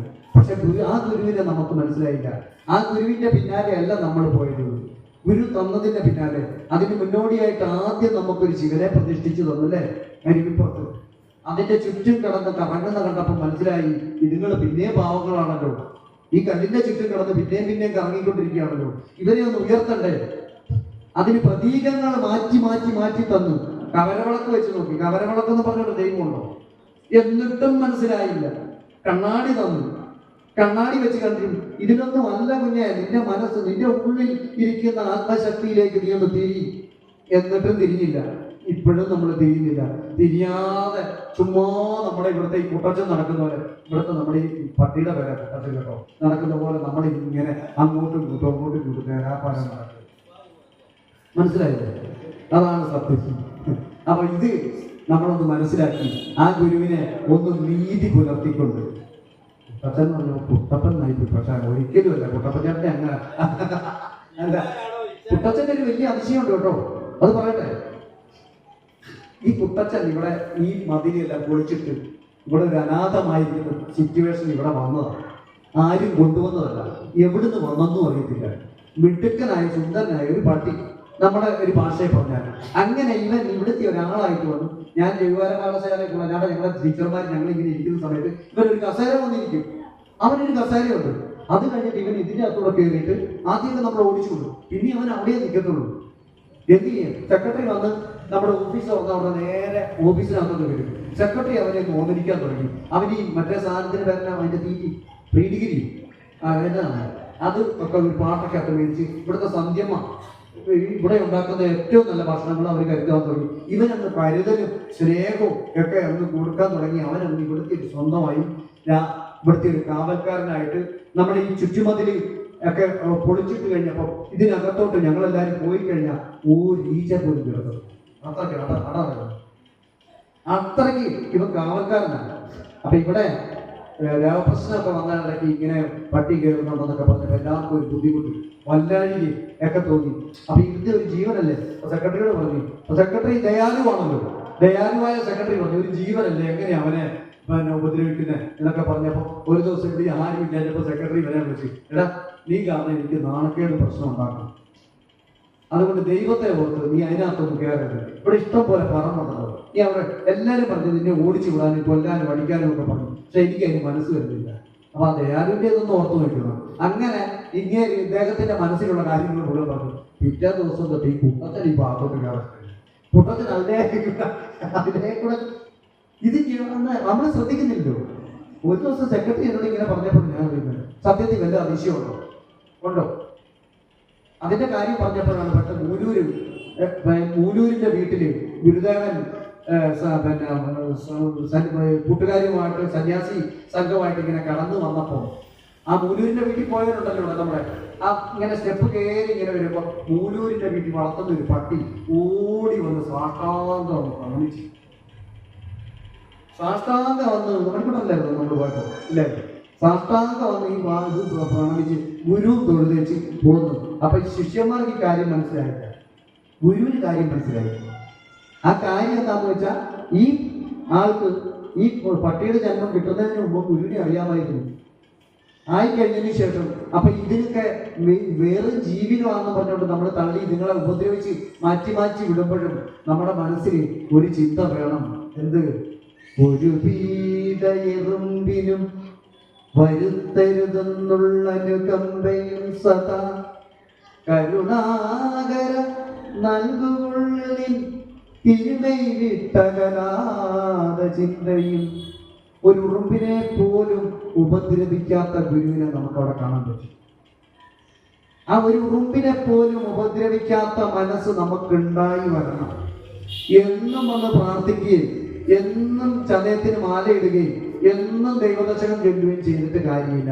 നമ്മളിൽ ഈ കരുണ അല്ലെങ്കിൽ ഈ ഒരു സ്നേഹം, ഈ ഒരു വാത്സല്യം, ഈ ഒരു അലിവ്, ഈ ഒരു അൻപ് നമ്മളിൽ എപ്പോഴാണോ ഉണ്ടാകാൻ തുടങ്ങുന്നത് അപ്പോഴാണ് ഗുരു നമ്മളിൽ പ്രവർത്തിക്കുന്നത്. അല്ലാതെ വേഷം കെട്ടിലോ കാട്ടിക്കൂട്ടലിലോ എന്നും 12 മാസം നോയപ്പെടുത്തുന്നതിനോ ഒന്നുമല്ല കാര്യം. ഈ ഒരു അലിവ് വരണം. പിന്നെ ഗുരു നമുക്ക് തന്നിട്ടുണ്ട് എന്ത്? ഒരു ഉപനിഷത്ത് തർജ്ജിമ ചെയ്തു തന്നിട്ടുണ്ട് ഗുരുദേവൻ, ഇല്ലേ? അതേത് ഉപനിഷത്താ?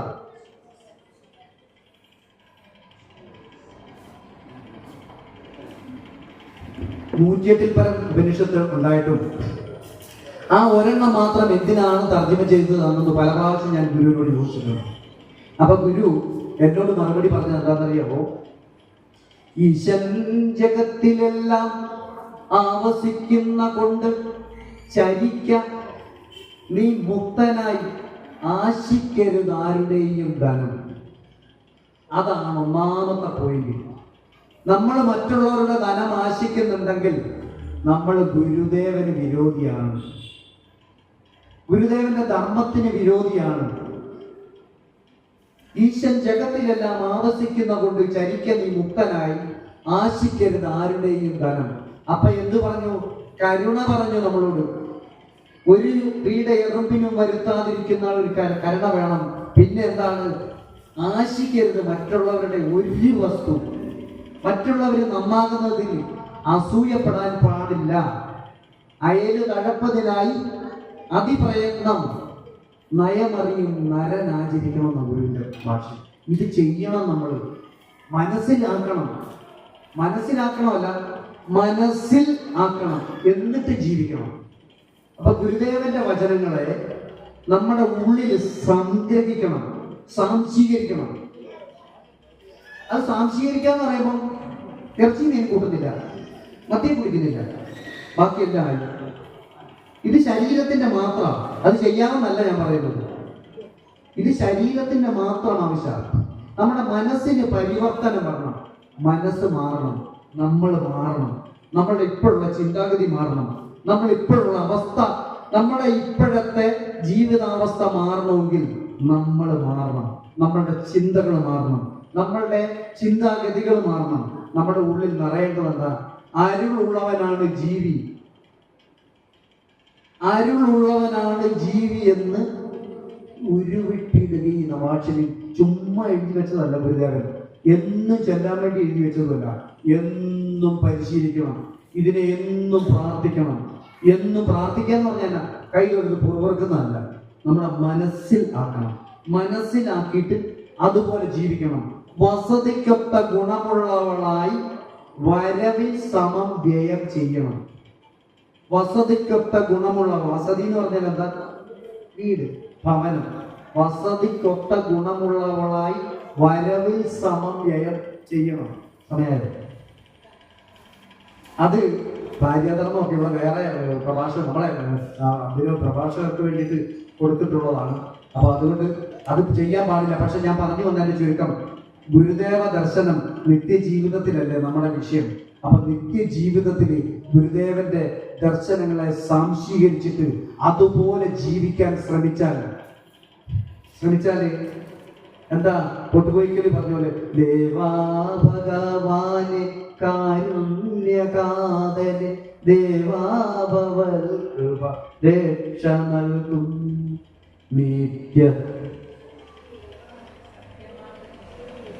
നിത്യമാർഗത്തിനും നിത്യസുഖത്തിനും നിത്യനിരാമയ നിത്യസുഖത്തിനും ഈ സത്യമാർഗത്തിലൂടെ പോയാൽ യാതൊരു സംശയവുമില്ല, സുഖവും സമാധാനവുമായിട്ട് നിങ്ങൾക്ക് ജീവിക്കാൻ പറ്റും.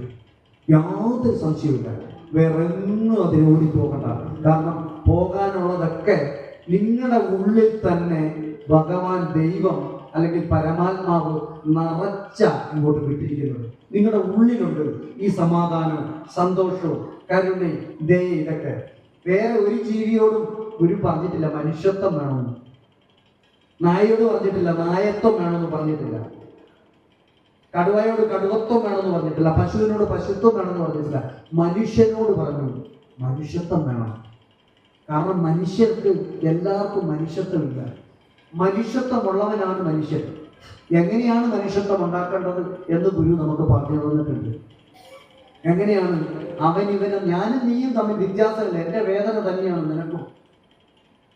ഞാനും നീയും തമ്മിൽ വ്യത്യാസമില്ല. എൻ്റെ ഉള്ളിലും നിന്റെ ഉള്ളിലും ഉള്ളത് ഒരേ ആത്മാവ്, ഒരേ ചൈതന്യം, ഒരേ ശക്തി, ഒരേ പ്രകാശമാണ്. പിന്നെ എങ്ങനെയാണ് ഞാനും നീയും വേറെയാകുന്നത്? അപ്പൊ എൻ്റെ വേദനയല്ല നിന്റെ വേദന. ഞാനും നീയും ഒന്ന് തന്നെയാണ്. അതാണ് ആത്മസഹോദരൻ എന്ന് പറയുന്നത്. ആത്മസഹോദരൻ, ആത്മാവ് എന്ന് പറയുന്ന സത്യം, നമ്മുടെ ഉള്ളിലെ ആത്മാവ് എന്ന് പറയുന്ന സത്യം, അതാണ് സത്യം, അതാണ് സത്ത്. നമ്മൾ പെട്ടെന്ന് മനസ്സിലാക്കാൻ ജീവനെന്നും പ്രാണനെന്നും ഒക്കെ പറയാം. അതിന്റെ പേരാണ് ഈശ്വരൻ. ആ ഈശ്വരനെ അറിയണം. എങ്ങനെ അറിയാം? എൻ്റെ ജീവനെ എന്നും അറിയണം. കണ്ണടച്ചിരുന്നിട്ട് ജീവനുണ്ടോ ജീവനുണ്ടോ നീ എല്ലാ നാടിയും പിടിച്ച് നോക്കുന്നതാണോ? അങ്ങനെയാണോ അറിയപ്പെടുന്നത്? അങ്ങനെയാണോ അറിയുന്നത്? ആ ഗുരു നമുക്ക് എല്ലാം ഇതിനകത്ത് തന്നിട്ടുണ്ട്. ഈ ദൈവദർശനം എന്നുള്ള പ്രാർത്ഥന തൊട്ട്, ഗദ്യപ്രാർത്ഥന തൊട്ട്, ഈ ആത്മോപദേശ ശതകം തൊട്ട്. അപ്പൊ ഇതെല്ലാം നമ്മൾ ബുദ്ധിയിരുന്ന് വായിക്കണോ? ഒന്നും വേണ്ട. ഞാൻ മുമ്പേ പറഞ്ഞ പോലെ ഒന്ന് ധ്യാനിക്കാൻ പഠിക്കാവോ? രാവിലെ കുറച്ചു നേരം ഒന്ന് സ്വസ്ഥമാക്കി പാലടുപ്പത്ത് വെച്ചേച്ച് വന്നിരിക്കരുത്. കോഴിയെ തുറന്ന് വിട്ടേച്ച് വന്നിരിക്കരുത്. കോഴിക്കൂട്ടിലായിരിക്കും മനസ്സ്. പാല് അടുപ്പ വെച്ചിട്ട് വന്ന അടുക്കളയിലായിരിക്കും മനസ്സ്.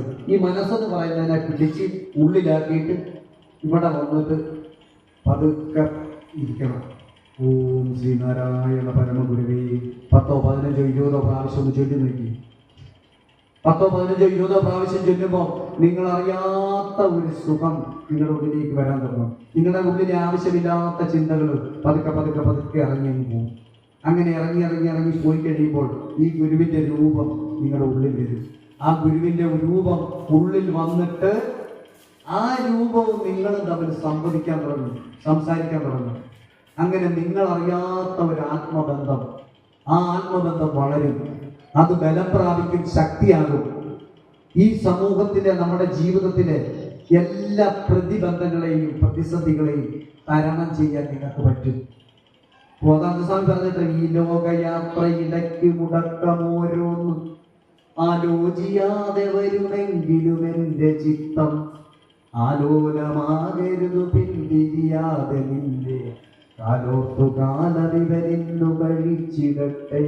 അവരൊക്കെ എത്ര അനുഭവത്തിലാണ് പറയുന്നറിയോ? ഈ ലോകയാത്ര ഇടയ്ക്ക്, നമ്മുടെ ഈ ജീവിതയാത്ര ഇടയ്ക്ക് മുടക്കം വരുന്ന തരത്തിലുള്ള പ്രശ്നങ്ങൾ നമുക്ക് വരും. ആ പ്രശ്നങ്ങൾ വരുമ്പോൾ ആ പ്രശ്നങ്ങളിലോട്ട് നോക്കിയിട്ടെങ്കിലും അന്താളിച്ച് നിൽക്കാതെ എന്ത് ചെയ്യണം? ആ ഗുരുവിനെ കുറിച്ച് മാത്രം ചിന്തിക്കണം. ഗുരുവിനെ കുറിച്ച് ചിന്തിക്കുക എന്ന് പറയുമ്പോൾ ഗുരുദേവൻ ഇഷ്ടംപോലെ കൃതി നമുക്ക് തന്നിട്ടുണ്ട്. ഏതെങ്കിലും ഒരു കൃതിയിലെ 2 വാക്ക് ചൊല്ലിക്കണം. ദൈവദശകം അറിയാമല്ലോ, ഒന്ന് ചൊല്ലിക്കേ, ഒന്ന് പരീക്ഷിച്ച് നോക്കിയേ. ഇതിന് പ്രത്യേകിച്ച് കാശ് മുടക്കൊന്നുമില്ല, പൈസ മുടക്കൊന്നുമില്ല. നിങ്ങളുടെ പ്രതിസന്ധി ഘട്ടങ്ങൾ വരുമ്പോൾ നിങ്ങളൊന്ന് മാറിയിരുന്നു, ഒന്ന് കണ്ണടച്ചിരുന്നു. എൻ്റെ ഗുരുദേവ, ഓം ദൈവമേ കാത്തുകൊള്ളുന്നു, കൈവിടാതെ നീ ഞങ്ങളെ നാവികൻ കുറച്ചിങ്ങനെ ചൊല്ലി കഴിയുമ്പോണ്ടല്ലോ ഈ ചിന്തകൾ പതുക്കെ മാറും. ചിന്തകളല്ല സത്യത്തിൽ, ആ പ്രശ്നം തന്നെ മാറിപ്പോകുന്നതാണ് സത്യം.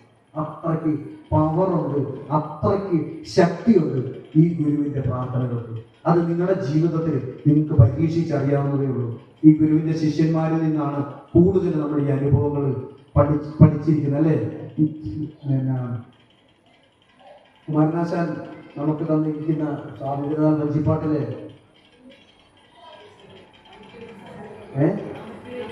നമിക്കുവിൻ സഹചരേ നിയതമി ഗുരുപാദം, നമുക്കിതിൽ പരം ദൈവം നിനക്കിലുണ്ടോ?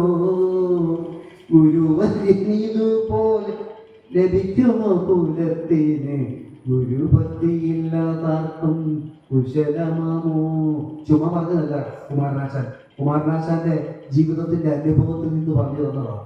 കൊട്ടുകോയിക്കൽ മാഷ് നമ്മളോട് പറഞ്ഞു തന്നിട്ടില്ലേ, നാരായണാരൂപം നയനാഭിരാമം നാരായണനാമം കർണാവൃതം ആദിനാരായണനവതാരമാർന്ന നാരായണ ഗുരു ധ്യാനമന്ത്രം. എന്ത് സുഖം!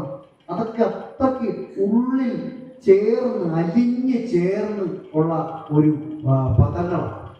ആ കൊട്ടുകോയിക്കൽ മാഷിന് അങ്ങനെ കൊട്ടുകോയിക്കൽ വേലായുധൻ മാഷിന് അങ്ങനെ ചെല്ലണമെങ്കിൽ ആ ഗുരുവിനോടുള്ള വിശ്വാസവും ഗുരുവിനോടുള്ള ഭക്തി ഗുരുവിനോടുള്ള ആ പ്രത്യാശ എത്രത്തോളമായിരുന്നു. ഇതുപോലെ തന്നെയാണ് അഡ്വക്കേറ്റ് പി എൻ പരമേശ്വരൻ പറയുന്നത് അല്ലേ, നാരായണ ഗുരു ദേവൻ ദിവ്യൻ ആരാണെന്നാരറിയുന്നു, നേരിട്ടു കണ്ടവർ പോലും അങ്ങേ നേരെ അറിഞ്ഞില്ല തന്നെ. എത്ര സത്യമാണ്! നേരിട്ട് കണ്ടവർക്ക് പോലും മനസ്സിലാക്കാൻ പറ്റാത്ത തരത്തിൽ അജയ്യനായിരുന്നു ഗുരു എന്നുള്ളതാണ് സത്യം. ആ സത്യത്തെ പൂർണ്ണമായിട്ടും നമുക്ക് മനസ്സിലാക്കി തരാനും ഇങ്ങനെ ഒരു പ്രഭാഷണ പരമ്പര നമ്മുടെ ശാഖായോഗത്തിൽ ഇതുപോലെ സംഘടിപ്പിക്കാനും നമ്മുടെ ശാഖായോഗം സത്യത്തിൽ നമ്മൾ എത്ര ഭാഗ്യമുള്ളവരാണെന്നറിയോ? നമുക്ക് ഏതൊക്കെ തരത്തിലുള്ള ഒരു സംഭവങ്ങളാണ് നമ്മുടെ ശാഖ നമുക്ക് ഒരുക്കി തന്നത്. ഏപ്രിൽ മാസത്തിൽ ദർശന സംഗമം, ഇങ്ങോട്ട് ഒരു 30 ദിവസമുള്ളതിൽ 20 ദിവസവും നമുക്ക് ഓരോ പ്രോഗ്രാം.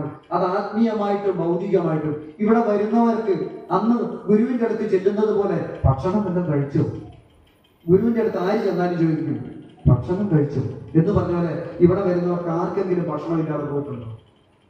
ആ ഭക്ഷണവും വെള്ളവും നമുക്ക് വേണ്ട സൗകര്യങ്ങളും ഈ അന്നിട്ട പന്തല് ഇനിയുണ്ട്, ഈ ഫാൻ, ഇതൊക്കെ നമുക്ക് ഇവിടെ ഇതുപോലെ സൗകര്യമായിട്ട് തന്നിട്ടും ഈ ദർശനത്തിനെയും ഗുരുവിനെയും അറിയാതെ പോകുന്നുവെങ്കിൽ അത് നമ്മുടെ കുഴപ്പമുണ്ടല്ലേ?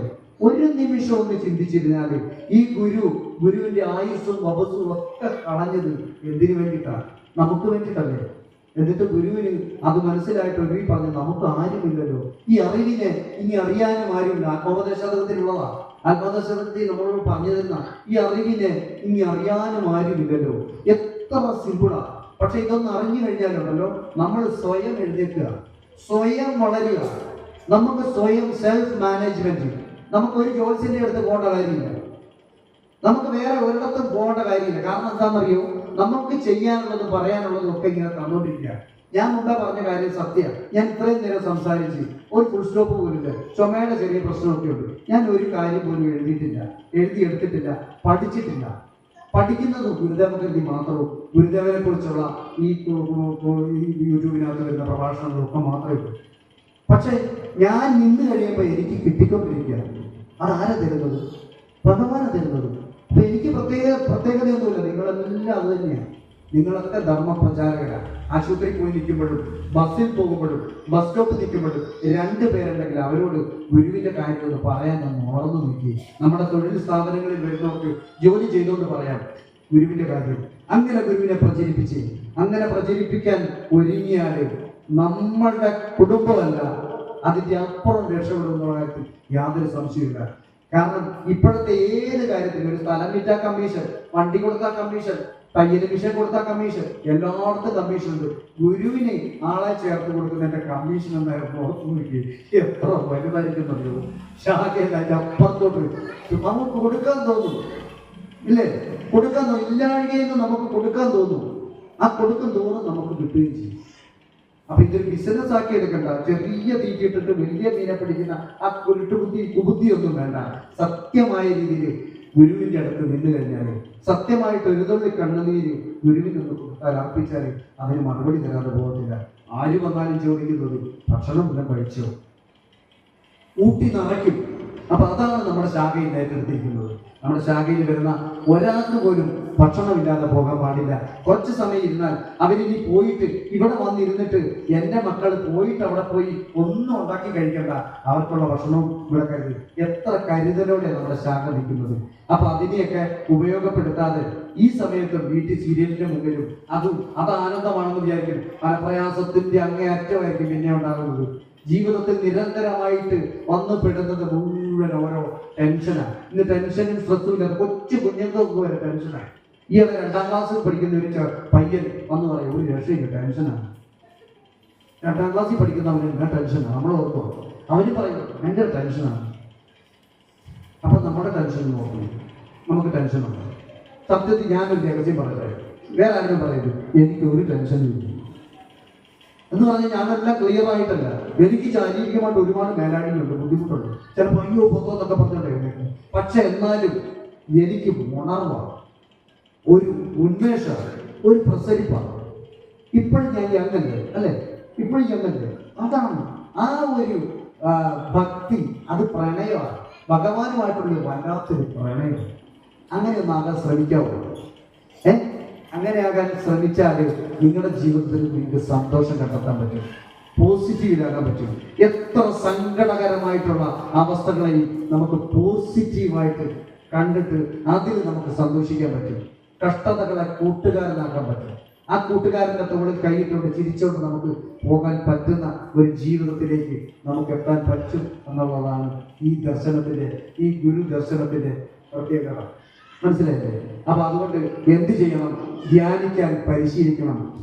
നമ്മുടെ ഉള്ളിൽ സകലതും നിറച്ച് തന്നിട്ടുണ്ട്, സ്വസ്ഥത തന്നിട്ടുണ്ട്, സമാധാനം തന്നിട്ടുണ്ട്, സന്തോഷം തന്നിട്ടുണ്ട്, പോസിറ്റീവ് എനർജി തന്നിട്ടുണ്ട്.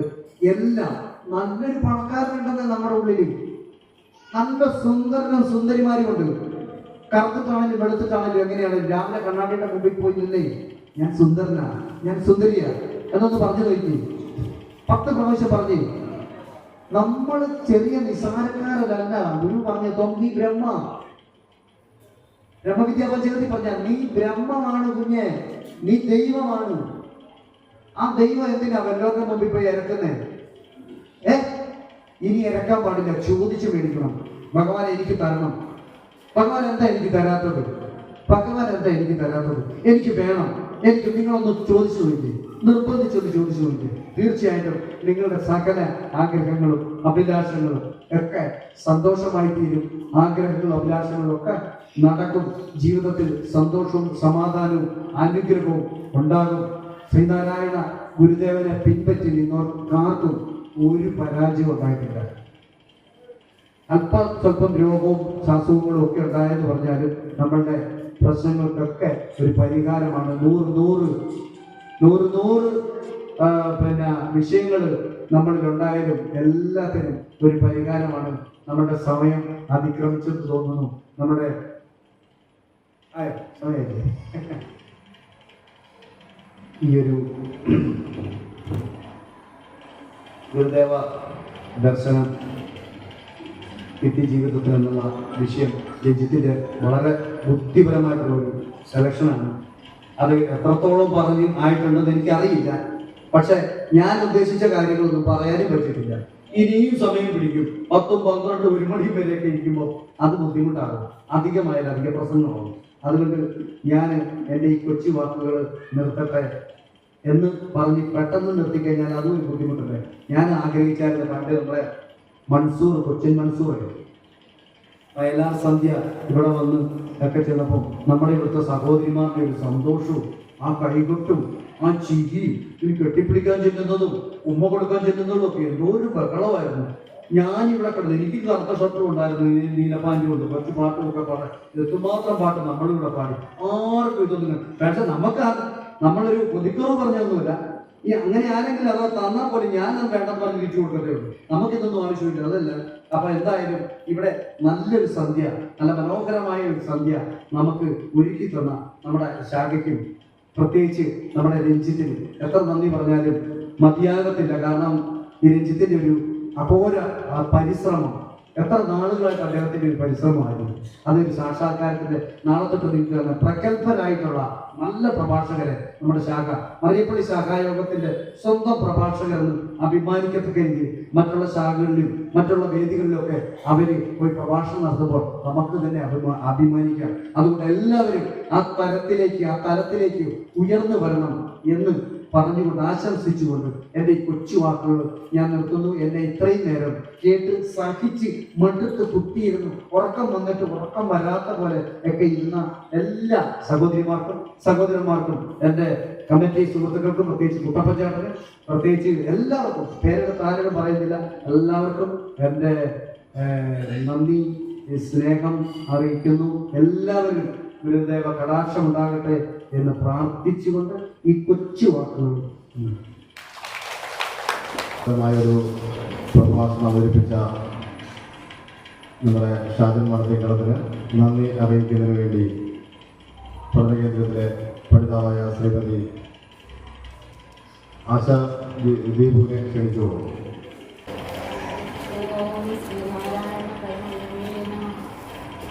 ശ്രീനാരായണ ഉദ്ഘാടന യോഗം 26 നമ്പർ മലപ്പുറം ശാഖയുടെ ആദരണീയനായ president Shri Vinodan Arbadi, secretary Shri Sanjuji Kanjirappally, vice president Shri Pramod Kador, union committee Shri Sabudi ഇരിക്കണം, മറ്റ് മാനേജിംഗ് കമ്മിറ്റി അംഗങ്ങൾ, ഭരണസംഘം തൂത്തുമുണ്ട് കമ്മിറ്റി അംഗങ്ങൾ,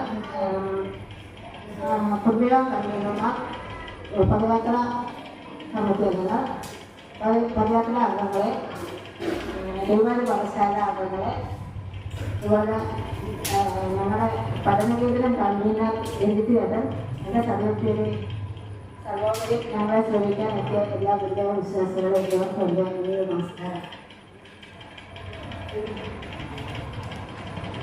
ഊർജ്ജസ്വലതയുള്ള ഒരു യുവതലമുറ ഭരണസമിതിയായി എത്തുമ്പോൾ അവരോടൊപ്പം തോളോട് തോൾ ചേർന്ന് പ്രവർത്തിക്കുക എന്ന കാലഘട്ടത്തിലെ അനിവാര്യതയാണ്. അതുകൊണ്ട് നമ്മുടെ ആദരണീയനായ സെക്രട്ടറി ആവർത്തിച്ച് പറയുന്ന നമ്മുടെ ക്ഷേത്രം മഹാക്ഷേത്രം ആകും, നാം ഒന്നാമതെത്തും എന്ന് ആവർത്തിച്ച് പറയുമ്പോൾ നമ്മുടെ മനസ്സ് നിറയും. ഞങ്ങൾ എപ്പോഴും നിങ്ങളോടൊപ്പം ഒറ്റക്കെട്ടായി കൂടെ ഉണ്ടാകും ആ ലക്ഷ്യം നേടുന്നത് വരെ.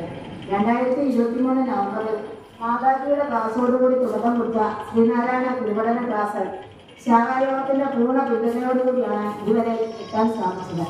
കോട്ടയം യൂണിയനിലെ സമർത്ഥരായ അധ്യാപകരുടെ ശിക്ഷണത്തിൽ ഗുരുപഠന കേന്ദ്രത്തിന്റെ കൺവീനർ ഗുരുസ്റ്റാന്റെ നേതൃത്വത്തിൽ വളരെ അടുത്തും ചിട്ടിയോടും കൂടിയാണ് നടന്നു വന്നത്. ഈ ക്ലാസ്സിന് വേണ്ട പാഠ്യേതര വിഷയങ്ങളിലൂടെ ക്ലാസ്സിന് വേണ്ട കാര്യങ്ങൾ, അതായത് പഠനയാത്രകൾ, പ്രാർത്ഥനാ ഗ്രൂപ്പ്, രക്ഷാചരണം, അതുപോലെ എല്ലാ കാര്യങ്ങളിലും ഞങ്ങളെ ചേർത്ത് നിർത്തി നമ്മുടെ ശാഖാ ഭരണസമിതിയും പ്രത്യേകിച്ച് സെക്രട്ടറി സഞ്ജു ശ്രീ കാഞ്ഞിരപ്പള്ളി എന്ത് പരിപാടി സംഘടിപ്പിക്കുമ്പോഴും പഠിതാക്കളെയും കൂട്ടണം, അവരെയും അറിയിക്കണം എന്ന കൺവീനറോട് നിർദ്ദേശിക്കുന്ന സ്നേഹനിധിയായ സെക്രട്ടറി ശാഖാ സെക്രട്ടറിയും കൺവീനറും ചേർന്ന കൂട്ടായ സപ്പോർട്ടാണ് ഞങ്ങൾ പഠിതാക്കളെ ഇത്രയും മുൻപോട്ട് കൊണ്ടുപോകുന്നതും ഈ പക്ഷാചരണത്തിന്റെ ഭാഗമാകാൻ ഞങ്ങളെ പ്രാപ്തരാക്കിയത്.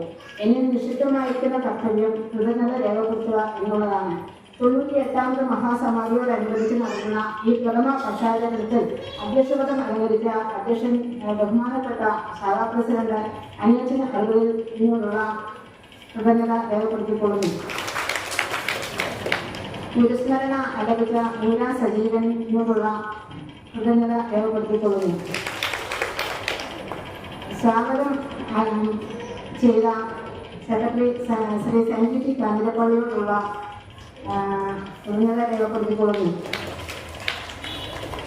ഞങ്ങളെ പ്രാപ്തരാക്കിയ കൺവീനർ രഞ്ജിത്ത് ചേർന്നതിനുള്ള കൃതജ്ഞത രേഖപ്പെടുത്തിക്കൊള്ളുന്നു. ഈശ്വര സാന്നിധ്യം നിറഞ്ഞെടുക്കുന്ന ഗുരുദേവ കൃതികളുടെ അയോധ്യകൾ നിറഞ്ഞു നിൽക്കുന്ന ഈ സായം സന്ധ്യയിൽ നല്ലൊരു ആത്മീയ പ്രഭാഷണം നടത്തി തന്ന, നാം രണ്ടല്ല ഒന്നാണെന്ന് പറഞ്ഞു തന്ന, നമ്മുടെ പഞ്ചേന്ദ്രിയങ്ങളെ നിയന്ത്രിച്ചുകൊണ്ട് ഈശ്വരനിലേക്ക് മനസ്സിനെ ത്രാണനം ചെയ്യാൻ പറഞ്ഞു തന്ന, ഈശ്വരനോട് സംസാരിക്കാൻ പറഞ്ഞു തന്ന ആചാര്യനും ഗുരുവും കൂട്ടുകാരനുമൊക്കെ ഗുരുവായി കാണുന്ന നമ്മുടെ പ്രിയപ്പെട്ട ആസ്ഥാന പ്രഭാഷകൻ ഷാജൻ മടത്തിക്കളത്തിനോട് നന്ദി രേഖപ്പെടുത്തുന്നു. നമ്മുടെ മാനേജിംഗ് കമ്മിറ്റി അംഗങ്ങളാണ് പ്രത്യേകിച്ചും കുട്ടപ്പൻ ചേട്ടനും സുരേഷ് ബാബു ചേട്ടനും നമ്മളുടെ ഭക്ഷണം റെഡിയാക്കുന്നതിനുള്ള തക്ക സപ്പോർട്ടായിട്ട് കൂടെ നിന്ന ആൾക്കാരാണ് കുട്ടപ്പഞ്ചായത്തും സുരേഷ് ബാബുചാരിയും. അവരോട് മാനേജിംഗ് കമ്മിറ്റി അംഗങ്ങളോടുമുള്ള നന്ദി രേഖപ്പെടുത്തിക്കൊള്ളുന്നു. വനിതാ സംഘം യൂത്ത് മൂവ്മെന്റ് അംഗങ്ങളോടുള്ള നന്ദി രേഖപ്പെടുത്തുന്നു. കുടുംബയോഗം പദയാത്രാ അംഗങ്ങൾ എന്നിവരോടുള്ള നന്ദി രേഖപ്പെടുത്തുന്നു. എൻ്റെ സഹപാഠികൾ സർവോപരി ഈ പ്രഭാഷണം ശ്രദ്ധിക്കാനും ഈ പരിപാടി വിജയിപ്പിക്കാനും ഇവിടെ എത്തിച്ചേർന്ന എല്ലാ ആത്മനിഗ്രഹങ്ങളോടുമുള്ള പ്രധാനത രേഖപ്പെടുത്തിക്കൊള്ളുന്നു. വിജയകർമ്മം വിജയിക്കട്ടെ.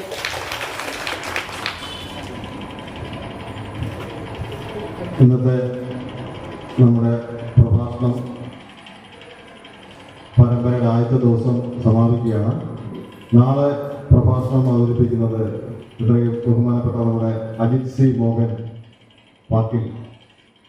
അദ്ദേഹം നമ്മുടെ സഹയോഗത്തിന് മുൻ വൈസ് പ്രസിഡന്റായി പ്രവർത്തിച്ചിട്ടുണ്ട്. നമുക്കെല്ലാം അറിയാം, വളരെ സൗമ്യനായ ഒരു പ്രവർത്തകനും ഇപ്പോൾ നമ്മൾ ഇത്ര നേരം പ്രഭാഷണം കേട്ട സാധനെ പോലെ തന്നെ ഒരു എല്ലാ കാര്യത്തിലും ഒരു കോംപ്രമൈസിൽ എത്തി എല്ലാവരോടും സഹകരണ ഭാവത്തോടെ പ്രവർത്തിക്കുന്ന എന്നുള്ള കാര്യം എല്ലാവർക്കും നമ്മുടെ പ്രവർത്തിച്ച് നമുക്ക് അറിയാം. അപ്പോൾ ഇന്നും നമ്മുടെ രാവിലെ തൊട്ട് ഞങ്ങൾ പ്ലാൻ ചെയ്ത് ഉച്ച കഴിഞ്ഞിട്ട് വന്നിട്ട് ഇതെല്ലാം ചെയ്യാനായിരുന്നു പ്ലാൻ ചെയ്തത്.